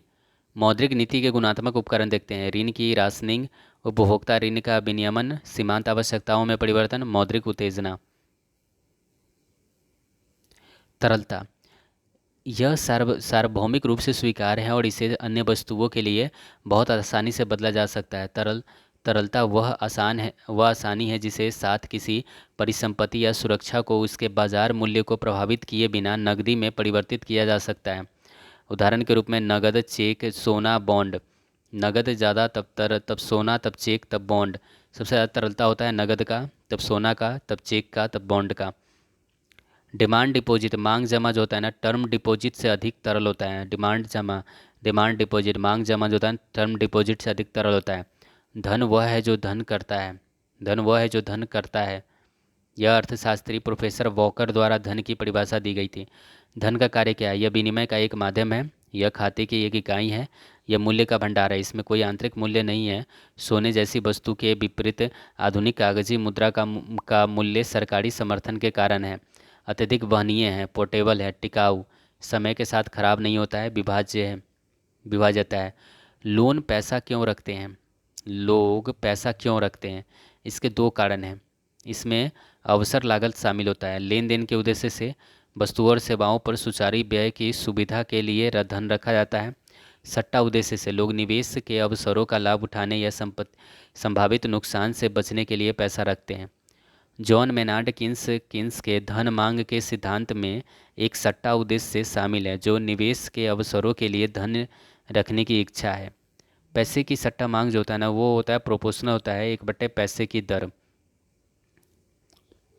अन्य परिभाषा देखते हैं तो तरलता जाल वह बिंदु है जहां धन की सट्टा मांग असीम रूप से लोचदार होती है और तरलता का वरीयता वक्र पूरी तरह से लोचदार होता है। तरलता जाल अर्थव्यवस्था में ऐसी स्थिति जहां लोग ब्याज दरों में किसी भी बदलाव के बावजूद अपना पैसा रखना पसंद करते हैं, जिससे कोई भी मौद्रिक नीति अप्रभावी हो जाती है। तो उसे तरलता जाल कहते हैं। कोई खर्च नहीं। ऐसा तब होता है जब दरें बढ़ेगी। सट्टा मांग पूर्णतः लोचदार होता है। नगद, तब चेक, तब बॉन्ड। फिएट मुद्रा होता है नकद। ये प्रत्ययी मुद्रा होता है चेक, आपसी समझौते के तहत। Cheque, bitcoin.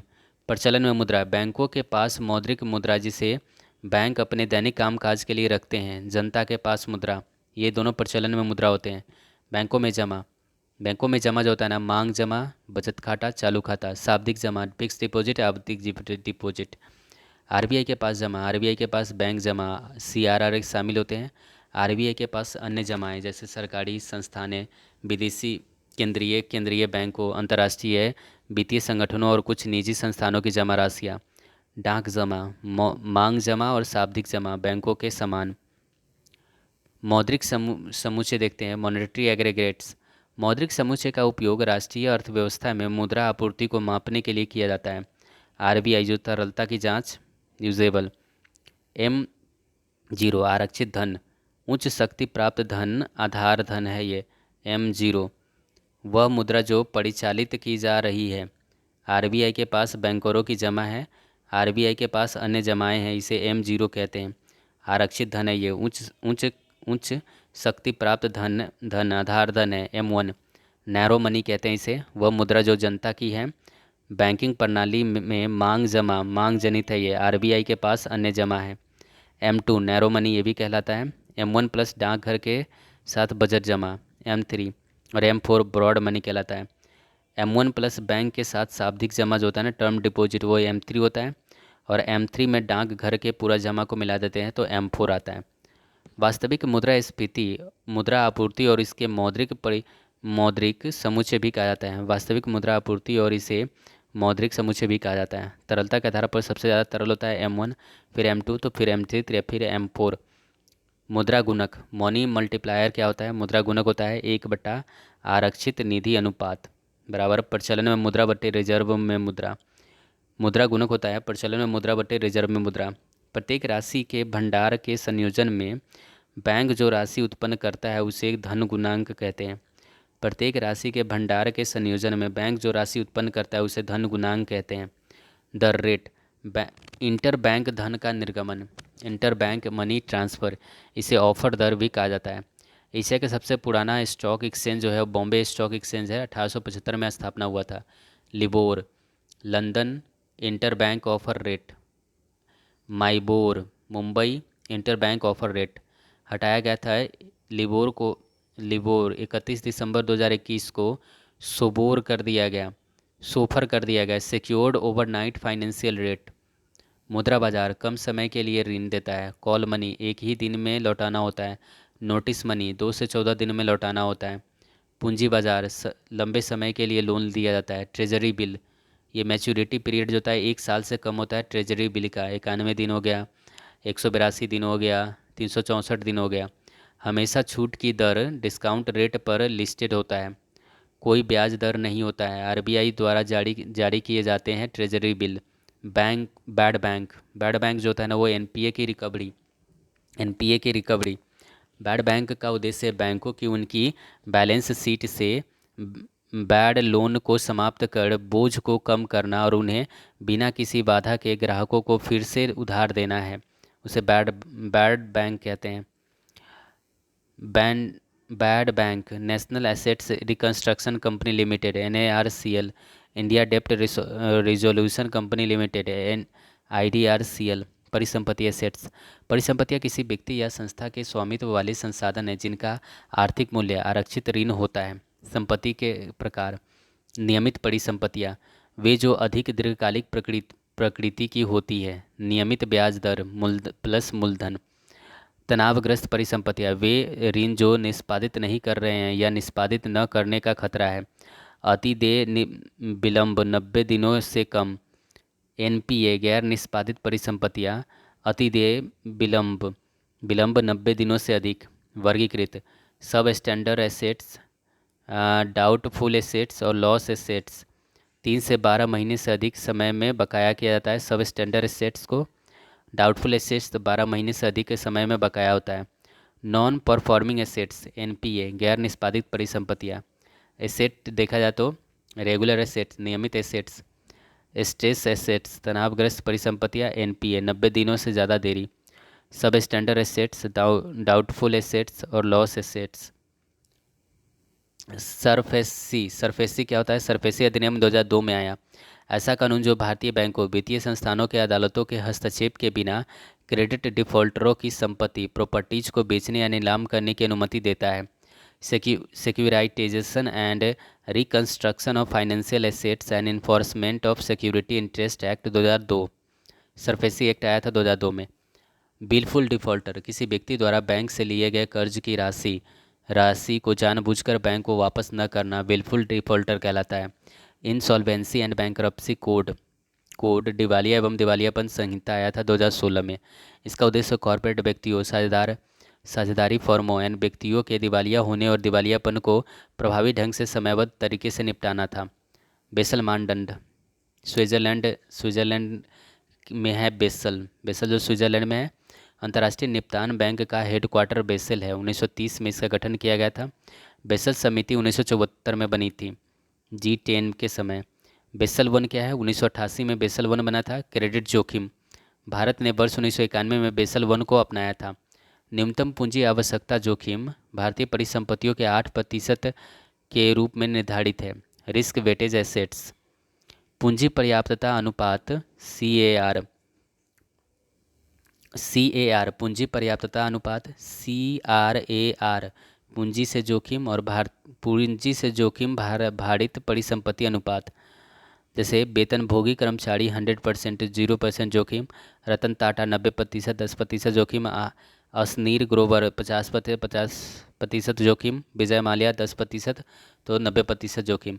बेसल स्विट्जरलैंड में एक स्थान है। Bank of interest settlement BIS का मुख्यालय बेसल स्विट्जरलैंड में है। 1930 में बेसल समिति द्वारा 1974 में G10 द्वारा गठित किया गया। MBFC माइनस FFI बराबर CAR होता है 15% ऑफ RWA। बेसल 2 2004 में आया था। बेसल 3 का गठन 2010 में था। 10.5% हो गया। टायर 1 टायर 2 कैपिटल बेसल मानदंड। यदि यदि सीमांत उपभोग प्रवृत्ति को C से दर्शाया जाता है तो सरकारी व्यय गुणक को किस रूप में व्यक्त किया जाएगा? सरकारी व्यय गुणक होता है A 1/1 - C। अब आते हैं गरीबी के बारे में जानते हैं। गरीबी सापेक्ष गरीबी जीवन स्तर के न्यूनतम मानक का अभाव। सापेक्ष गरीबी कहता है निरपेक्ष गरीबी। व्यक्ति के पास भोजन, वस्त्र या आश्रय जैसे जीवन की आवश्यकताओं का अभाव हो। व्यक्ति परक गरीबी, किसी व्यक्ति की अपनी वित्तीय स्थिति और भौतिक भलाई के बारे में जो धारणा होता है वह व्यक्ति परक गरीबी होता है। गरीबी का आकलन। स्वतंत्रता से पूर्व Dadabhai Naoroji poverty and un-British rule in India में सबसे पहले गरीबी का आकलन किया था। भारत से धन के पलायन की बात की गई थी। भारत के राष्ट्रीय आय का अनुमान लगाने वाले प्रथम व्यक्ति थे। उन्होंने अनुमान लगाया कि भारत में गरीबी रेखा प्रति व्यक्ति प्रति वर्ष 16 से 35 रुपए के बीच होगी। राष्ट्रीय योजना समिति नेशनल प्लानिंग कमेटी 1938 में बनी, सुरेंद्र एस.सी. बोस के द्वारा बनाया गया था। प्रथम अध्यक्ष थे इसके जवाहरलाल नेहरू थे। बॉम्बे प्लान 1944 में बना, उद्योगपतियों के एक समूह द्वारा बनाया गया। इस समूह ने देश में नियोजित अर्थव्यवस्था चलाने का एक संयुक्त प्रस्ताव प्रस्तुत किया था। रुपये 75 प्रति व्यक्ति आय प्रति वर्ष इसमें निर्धारित किया गया था। प्रोफेसर VKRV राव ने पहली बार भारत के राष्ट्रीय आय की गणना के लिए वैज्ञानिक पद्धति का इस्तेमाल किया था। राष्ट्रीय योजना समिति ने अनुमान लगाया कि भारत में गरीबी रेखा 15 से 20 रुपये प्रति व्यक्ति प्रति माह के बीच है। आज़ादी के बाद दांडेकर रथ समिति 1971 में बना। दांडेकर रथ समिति गरीबी का प्रारंभिक व्यवस्थित मूल्यांकन किया, खर्च के आधार पर गरीबी रेखा का निर्धारण किया। दांडेकर एवं रथ समिति ने NSSO के डेटा के आधार पर, NSSO राष्ट्रीय नमूना सर्वेक्षण कार्यालय है। दूसरा है अलग समिति 1979 में पोषण के आधार पर गरीबी रेखा का निर्धारण किया, जिसके आधार पर ग्रामीण में 2400 कैलोरी 49.09 रुपये प्रति महीना योजना समिति की अनुशंसा पर, और शहरी में 2100 कैलोरी 56.64 रुपये प्रति महीना उपभोग व्यय होना चाहिए। अलग समिति में यह निर्धारित किया गया। उसके बाद आता है लकड़वाला समिति 1993 में। ये CPI और IW CPI-AL के आधार पर गरीबी रेखा का निर्धारण किया। CPI कृषि मजदूरों पर, उपभोक्ता मूल्य सूचकांक औद्योगिक श्रमिकों का। राज्यों के अनुसार गरीबी रेखा स्टेट वाइज पॉवर्टी लाइन के बारे में बताया गया था। लकड़वाला समिति 1993 में। सुरेश तेंदुलकर समिति स्वास्थ्य एवं शिक्षा को भी मूलभूत आवश्यकताओं में लेना की बात की गई। क्रय शक्ति समता पर आधारित गरीबी रेखा, यदि कोई व्यक्ति 33 रुपये प्रति महीने प्रतिदिन से अधिक व्यय कर रहा है तो गरीब नहीं है। 33 रुपये प्रतिदिन से अधिक नहीं तो वो गरीब है। गरीबी मानक इन्होंने निर्धारित किया। ग्रामीण में 816 रुपये प्रति महीना और शहरी में 1000 रुपये प्रति महीना। गरीबी रेखा के नीचे व्यक्तियों का प्रतिशत 21.1%, 2011-12 में। शहरी में 13.7% और ग्रामीण में 25.7%। गरीबी अनुपात 29.5%, शहरी 26.4%, ग्रामीण 30.9%। तेंदुलकर समिति 2005 में गरीबी गठित और 2009 में रिपोर्ट प्रस्तुत किया। समान संदर्भ अवधि में प्रतिस्थापित हुआ। मिश्रित संदर्भ अवधि स्वास्थ्य, शिक्षा, मासिक वार्षिक आय पर आधारित था। गरीबी रेखा से ऊपर और गरीबी रेखा से नीचे। 2011-12 में 270 मिलियन लोग गरीब थे। 2004-5 में 407 मिलियन लोग गरीब थे। ग्रामीण 41.8%, शहरी 25.7%। BPL 37.2% पर निर्धारित था। BPL में 37.2% लोग थे।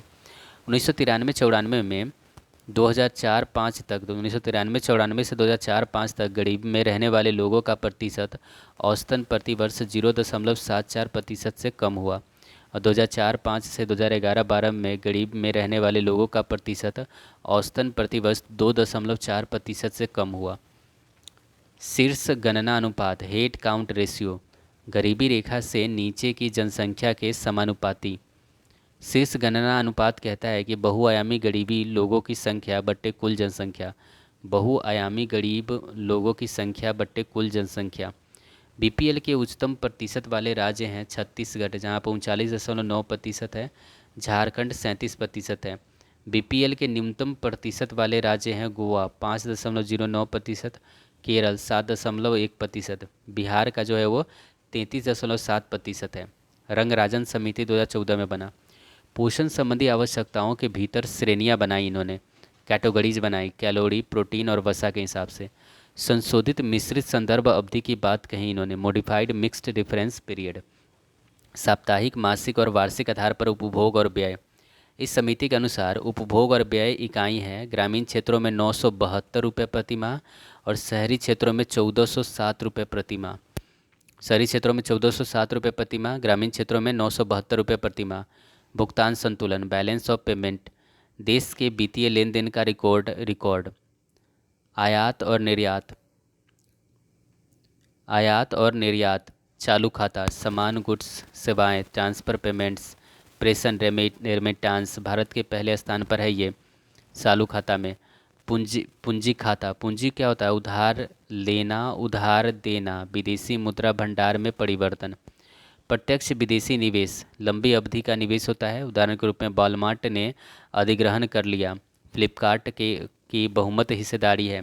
विदेशी संस्थागत निवेश, विदेशी पोर्टफोलियो निवेश, ये अल्पकालिक निवेश होते हैं, इसे हॉट मनी भी कहा जाता है। उदाहरण के रूप में उधार लेना देना, परिसंपत्ति की बिक्री खरीद, एनआरआई जमा आदि। रक्षा, 74% स्वचालित मार्ग से निवेश, 100% तक निवेश सरकारी अनुमोदन मार्ग से। CAD, करेंट अकाउंट डेफिसिट, चालू खाता घाटा। आयात का मूल्य अगर निर्यात के मूल्य से अधिक अधिक हो जाता है तो उसे CAD बोलते हैं, क्या करेंट अकाउंट डेफिसिट, चालू खाता घाटा बोलते हैं। यह GDP का 12% है। राजकोषीय घाटा, कुल व्यय माइनस उधार को छोड़कर कुल प्राप्ति अथवा RR प्लस गैर ऋण सृजन। ट्विन डेफिसिट, जुड़वा घाटा, जब अर्थव्यवस्था में राजकोषीय घाटा और चालू खाता दोनों होते हैं तो उसे ट्विन ट्विन डेफिसिट, जुड़वा घाटा बोलते हैं। 1991 में भुगतान संतुलन संकट भारत में आया था। PM थे PV नरसिम्हा राव और वित्त मंत्री थे मनमोहन सिंह। तब इन्होंने एक सुधार लाए, LPG, लिबरलाइजेशन उदारीकरण, प्राइवेटाइजेशन निजीकरण और ग्लोबलाइजेशन वैश्वीकरण, ये रिफॉर्म लेकर आए। उदारीकरण, विदेशी निवेश पर प्रतिबंधों में ढील।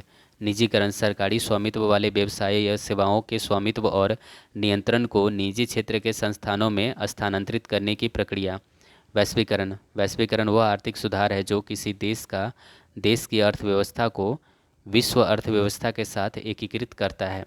वैश्वीकरण।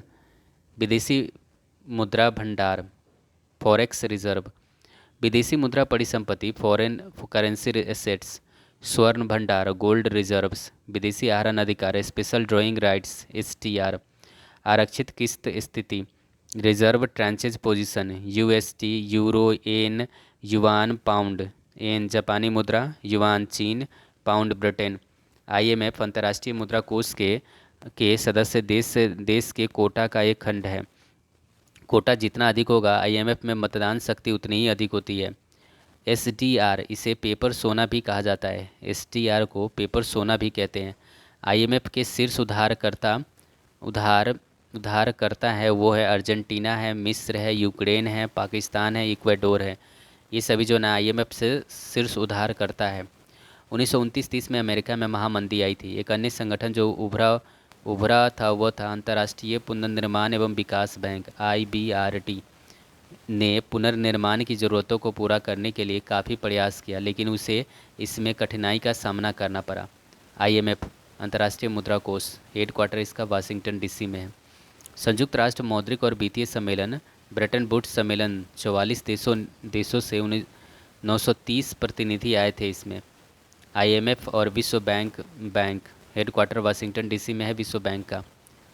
नोस्ट्रो खाता, our account in your bank, आपकी पुस्तकों पर हमारा खाता है जो हमारे लिए विदेशी मुद्रा है। नोस्टो बैंक। बोस्टो बैंक क्या है? Your account in our bank, हमारी पुस्तकों पर आपका खाता है जो घरेलू मुद्रा में है। FERA, foreign exchange regulation act 1973 में आया था। FEMA, foreign exchange management act 1999 में आया। मूल्यह्रास, घरेलू मुद्रा में मूल्य में कमी, मूल्यह्रास की स्थिति है। मूल्य वृद्धि, घरेलू मुद्रा के मूल्य में वृद्धि। अवमूल्यन, यह अधिकाधिक मूल्यह्रास है। पुनर्मूल्यांकन, यह अधिकाधिक मूल्य वृद्धि है। सरकारी हस्तक्षेप, निश्चित विनिमय दरें हैं। बाजार की ताकतों के कारण फ्लोटिंग विनिमय दरें हैं। एक निश्चित मुद्रा दर को अक्सर पेग्ड मुद्रा दर दर कहा जाता है। लॉरेंज वक्र धन के वितरण के बारे में बताता है। लॉरेंज वक्र आय की असमानता के बारे में लॉरेंज वक्र बताता है। गिनी गुणांक 0 से 1 होता है। 0 पर है तो परफेक्ट समानता है, जो कि लाइन ऑफ इक्वलिटी कहलाता है, जबकि एक है तो ये असमानता, घोर असमानता को दिखाता है। MPI अवधारणा 2010 में UNDP द्वारा ऑक्सफोर्ड गरीबी और मानव विकास पहल OPHI के साथ मिलकर MPI अवधारणा लेकर आए। नीति आयोग द्वारा लॉन्च किया गया 2021 में। 12 संकेतक है ये। राष्ट्रीय बहुआयामी गरीबी सूचकांक नीति आयोग द्वारा 2021 में 12 संकेतों के आधार पर शुरू किया गया। हाल ही में 2005-06 में भारत में बहुआयामी गरीबी 24.82 करोड़ लोग गरीबी से बाहर निकले। यूपी में अधिकतम लोग गरीबी से बाहर निकले हैं। उच्चतम MDPI बिहार में है, न्यूनतम MDPI केरल में है। लॉरेंज वक्र आय या धन के वितरण में असमानता बताता है। फिलिप वक्र मुद्रास्फीति और रोजगारों के बीच में संबंध बताता है। लाफर वक्र जो है वो कर दरें और कर राजस्व से संबंधित है। तो लाफर वक्र जो है कर से संबंधित है। फिलिप वक्र जो है वो मुद्रास्फीति और रोजगार से संबंधित है। लॉरेंज वक्र जो है आय असमानता से संबंधित है।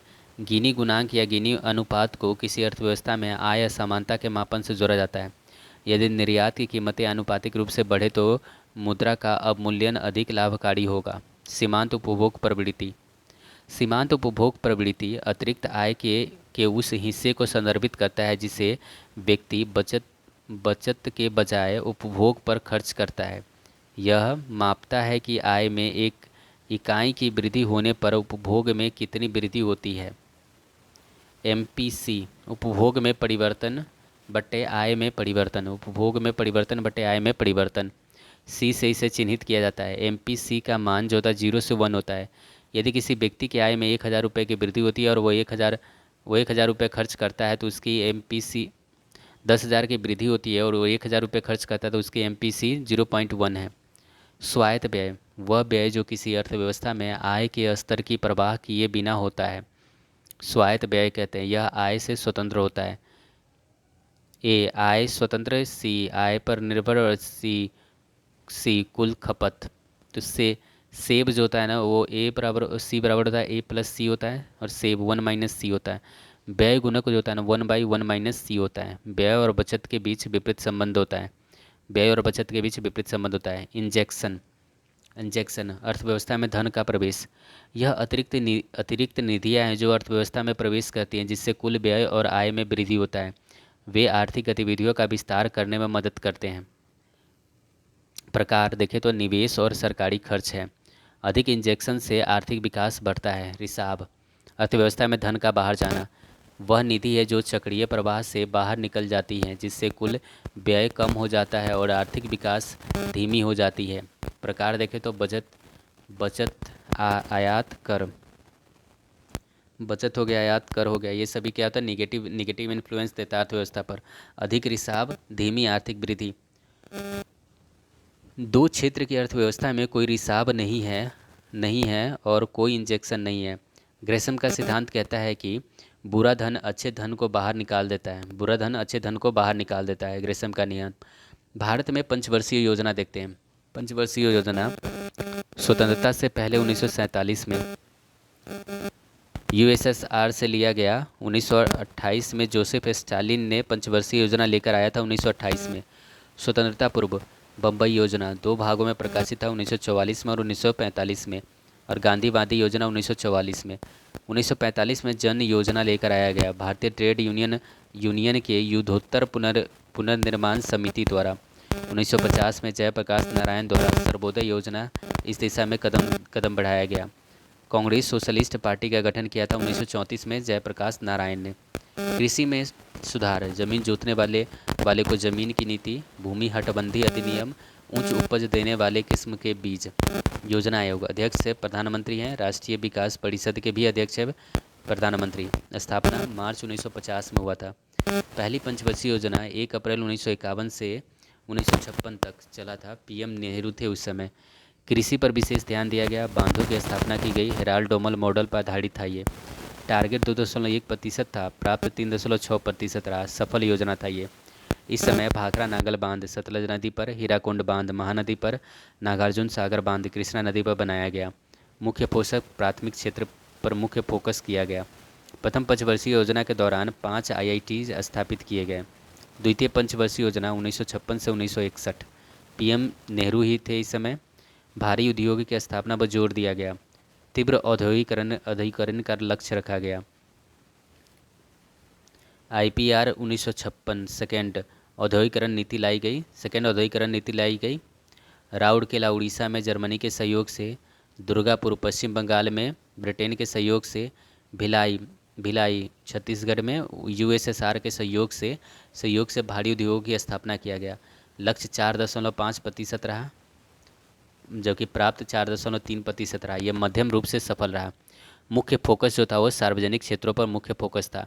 भारत का पहला इस्पात संयंत्र जो है वो टिस्को जमशेदपुर झारखंड में है। स्वतंत्रता के समय देश में लगभग 75% आबादी कृषि पर निर्भर थी। पीसी महालनोबिस पर आधारित मॉडल, इनके जन्म दिवस 29 जून को सांख्यिकी दिवस मनाया जाता है। भारतीय सांख्यिकी संस्थान कोलकाता में स्थित है। तीसरा पंचवर्षीय योजना 1961 से 66 तक, इस समय नेहरू पीएम रहते हैं। भारतीय अर्थव्यवस्था को आत्मनिर्भर और स्वतः स्फूर्त बनाना था। गॉडगिल सूत्र पर आधारित था ये। लेकिन यह बहुत असफल होता है, क्योंकि इस समय भारत चीन युद्ध होता है 1962 में, भारत पाकिस्तान युद्ध 1965 में। हरित क्रांति लाई गई। PL 480 अनाज आयात किया था भारत और USA से अनाज किया था। उद्देश्य देखा जाए तो 5.6% है, जबकि प्राप्ति 2.8% ही हुआ। यह असफल योजना रही। भारतीय खाद्य निगम FCI 14 जनवरी 1965 को स्थापित किया गया। CACP की स्थापना 1 जनवरी 1965 को, IDBI की स्थापना 1 जुलाई 1965 को और UTI की स्थापना 1963 में की गई। दो प्रधानमंत्री जवाहरलाल नेहरू और लाल बहादुर शास्त्री जय जवान जय किसान नारा दिया था जब भारत पाकिस्तान के साथ युद्ध में गया। योजना अवकाश 3 साल का योजना अवकाश लगा 1966 से 1969 तक। इसे वार्षिक योजना कहते हैं। नई कृषि योजना भी कहा जाता है। हरित क्रांति होता है। पहला चरण 1960 से 70 के दशक के मध्य चालू होता है, हरित चरण, और दूसरा चरण होता है 1970 के मध्य में। चतुर्थ पंचवर्षीय योजना 1969 से 1974, पीएम थी इस समय इंदिरा गांधी। उद्देश्य था अस्थिरता के साथ आर्थिक विकास, आत्मनिर्भरता की अधिकाधिक प्राप्ति करना। अस्थिरता के साथ आर्थिक विकास और आत्मनिर्भरता की अधिकाधिक प्राप्ति करना। परिवार योजना इस समय लाया गया था, फैमिली प्लानिंग। 14 बैंकों का राष्ट्रीयकरण किया गया। पहला परमाणु परीक्षण स्माइलिंग बुद्धा के नाम से किया गया। रुद्र एल्टन मॉडल या गॉडगिल सूत्र पर आधारित था ये। भारत पाकिस्तान का युद्ध होता है 1971 में। लक्ष्य 5.7% था और प्राप्ति 3.3% ही हुई। ये बड़ी असफलता मानी जाती है। चौथी पंचवर्षीय योजना को। पाँचवीं पंचवर्षीय योजना 1974 से 78 तक पाँचवीं पंचवर्षीय योजना था। पीएम इस समय इंदिरा गांधी ही थी। DP धर मॉडल पर आधारित था पाँचवीं पंचवर्षीय योजना। गरीबी उन्मूलन, इंदिरा गांधी ने गरीबी उन्मूलन के साथ आत्मनिर्भरता का नारा दिया। न्यूनतम आवश्यकता कार्यक्रम 1974 में चालू हुआ। 20 सूत्रीय कार्यक्रम 1975 में चालू हुआ। क्षेत्रीय ग्रामीण बैंकों की स्थापना 1975 में हुई 2 अक्टूबर को। लक्ष्य 4.8% था, जबकि प्राप्ति 4.4% था, प्राप्ति 4.8% हुई। यह बड़ी सफल योजना थी, पाँचवीं पंचवर्षीय योजना। पंचवर्षीय योजना के लक्ष्य देखते हैं तो विकास, सकल घरेलू उत्पाद में वृद्धि करना, आधुनिकीकरण, नई तकनीक का परिचय, महिला श्रम शक्ति की भागीदारी, आत्मनिर्भरता, अंतर्मुखी रणनीतियाँ, समानता, सभी के लिए विकास। 5 पंचवर्षीय योजना न केवल 5 साल की अवधि में प्राप्त किए जाने वाले उद्देश्यों को निर्देशित करते हैं, बल्कि यह भी बताते हैं कि 20 साल की अवधि में क्या हासिल किया जाना है। इस दीर्घकालिक योजना को परिप्रेक्ष योजना कहा जाता है। अनवरत योजना 1978 से 80, अनवरत योजना 1978 से 80। इस समय पीएम मोरारजी देसाई जनता पार्टी की थे। रोजगार पर विशेष ध्यान दिया गया। प्रतिपादन इसका गुन्नार मिड्डल ने किया था अनवरत योजना का। लागू करने का श्रेय ये DT लकरवाला को जाता है। लागू करने का श्रेय DT लकरवाला को, और जबकि प्रतिपादन किए थे गुन्नार मिड्डल ने। छठी पंचवर्षीय योजना 1980 से 85, पीएम थे इंदिरा गांधी इस समय। गरीबी निवारण एवं रोजगार सृजन पर बल दिया गया। आर्थिक विकास पर जोर दिया गया। प्रौद्योगिकी का आधुनिकीकरण किया गया। लक्ष्य 5.2%, प्राप्ति 5.7%। नाबार्ड की भी स्थापना होती है। ट्राइसेम, स्वरोजगार के लिए ग्रामीण युवाओं का प्रशिक्षण। IRDP, एकीकृत ग्रामीण विकास कार्यक्रम। NREP, राष्ट्रीय ग्रामीण रोजगार कार्यक्रम। ग्रामीण भूमिहीन श्रमिक रोजगार गारंटी कार्यक्रम RL, 15 अगस्त 1983 को इसके स्थापना की गई। राष्ट्रीय आय। सातवीं पंचवर्षीय योजना 1985 से 1990, PM राजीव गांधी थे। लक्ष्य खाद्यान्न उत्पादन में वृद्धि करना। उत्पादकता व रोजगार अवसरों में वृद्धि पर विशेष ध्यान दिया गया। लक्ष्य 5% था, प्राप्ति 6% हुआ। यह अधिक सफल योजना था। जवाहर रोजगार योजना 1989 में लाया गया। सातवीं पंचवर्षीय योजना अधिक सफल योजना था। तो सबसे कम सफल था वो था ये तीसरी और चौथी, तीसरी और चौथी। फिर उसके बाद पांचवी पंचवर्षीय योजना जो था सबसे अधिक सफल था। हिंदू रेट ऑफ ग्रोथ कहते हैं 1978 में Hindu rate of growth, Hindu वृद्धि दर प्रोफेसर राज कृष्णा ने दिया था। 1960 से 1980 के दौरान धीमी आर्थिक वृद्धि का कारण बताया गया था। वार्षिक योजना 1990 से 1992। 1991 में भुगतान संतुलन संकट आया था। IMF से लोन लेनी पड़ी थी। 1991 से 1992 के दौरान LPG लेकर आया गया। लिबरलाइजेशन, उदारीकरण, निजीकरण और वैश्वीकरण। आठ पंचवर्षीय योजना 1992 से 97। आठवीं पंचवर्षीय योजना 1992 से 97। इस समय PM थे PV नरसिम्हा राव। नई सांकेतिक नीति लाई गई। आर्थिक और राजकोषीय सुधार किया गया। सार्वजनिक क्षेत्र के हिस्से में पतन हुआ। लाइसेंस राज खत्म कर दिया गया। लक्ष्य 5.6 था, प्राप्ति जो हुआ 6.8% की प्राप्ति हुई। अधिकतम सफल योजना है आठवीं पंचवर्षीय योजना। आठवीं योजना 1990 में केंद्र में तेजी से बदलती राजनीतिक स्थिति के कारण शुरू नहीं हो सकी और वर्ष 1990-91 और 91-92 को वार्षिक योजनाओं के रूप में माना गया। संरचनात्मक समायोजन नीतियों की शुरुआत के बाद आठवीं योजना को अंततः 1992 में शुरू किया गया। 1990 तक देश का लगभग 65% जनसंख्या कृषि पर ही आय प्राप्त करता था। 1950 से 1990 के बीच कृषि द्वारा योगदान किए गए GDP में काफ़ी गिरावट आई, लेकिन उस पर निर्भर जनसंख्या में अधिक बदलाव नहीं हुआ। 1950 में 67.5% से घटकर 1990 में 64.9% रह गए। नौवीं पंचवर्षीय योजना 1997 से 2002। PM थे अटल बिहारी वाजपेयी। सामाजिक न्याय और समानता के साथ विकास पर जोर दिया गया। लक्ष्य 6.5%, प्राप्ति 5.9%। दसवीं पंचवर्षीय योजना 2002 से 2007। PM थे अटल बिहारी वाजपेयी और मनमोहन सिंह। लक्ष्य था 8%, प्राप्ति हुआ 7.6%। इस समय सूक्ष्म सिंचाई कार्यक्रम, जूट प्रौद्योगिकी मिशन, राष्ट्रीय बागवानी मिशन को सरकार द्वारा बढ़ावा दिया गया। 11वीं पंचवर्षीय योजना 2007 से 2012। PM मनमोहन सिंह। तीव्रतम गति और समावेशी ढंग से निरंतर विकास पर जोर दिया गया। लक्ष्य 9%, प्राप्ति 8% हुआ। 12वीं पंचवर्षीय योजना 2012 से 2017 तक। PM थे मनमोहन सिंह। तीव्र आर्थिक समावेशी धारणीय विकास, faster inclusive and sustainable growth की बात कही गई 12वीं पंचवर्षीय योजना में। योजना आयोग नीति आयोग में बदल गया। नीति आयोग थिंक टैंक कहलाया। अब 1 जनवरी 2015 को बना दिया गया। 2014 में इसे बर्खास्त कर दिया गया और पंचवर्षीय योजनाओं को त्याग दिया गया।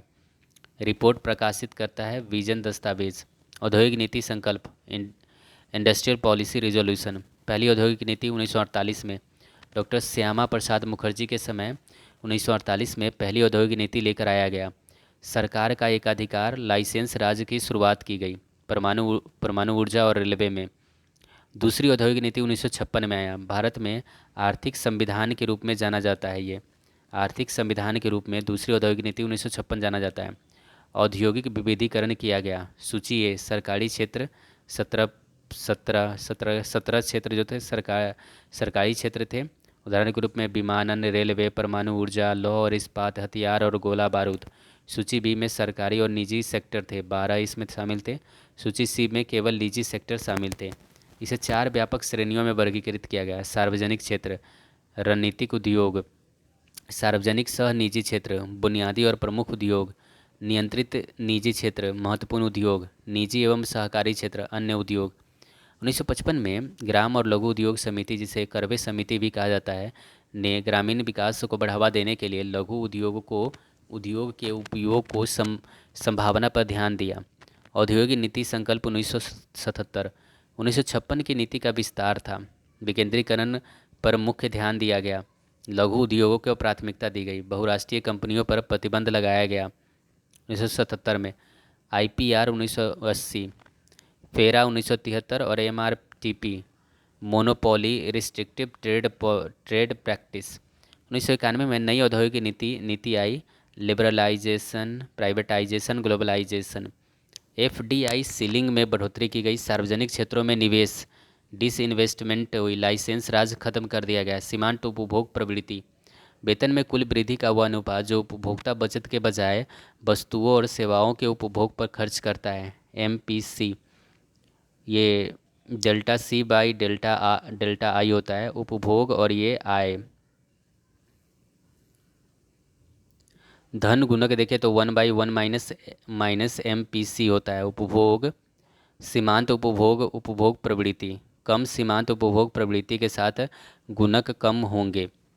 पीसी महालनोबिस भारतीय योजना के मुख्य वास्तुकार थे। पत्रिका इनका सांख्य पत्रिका था।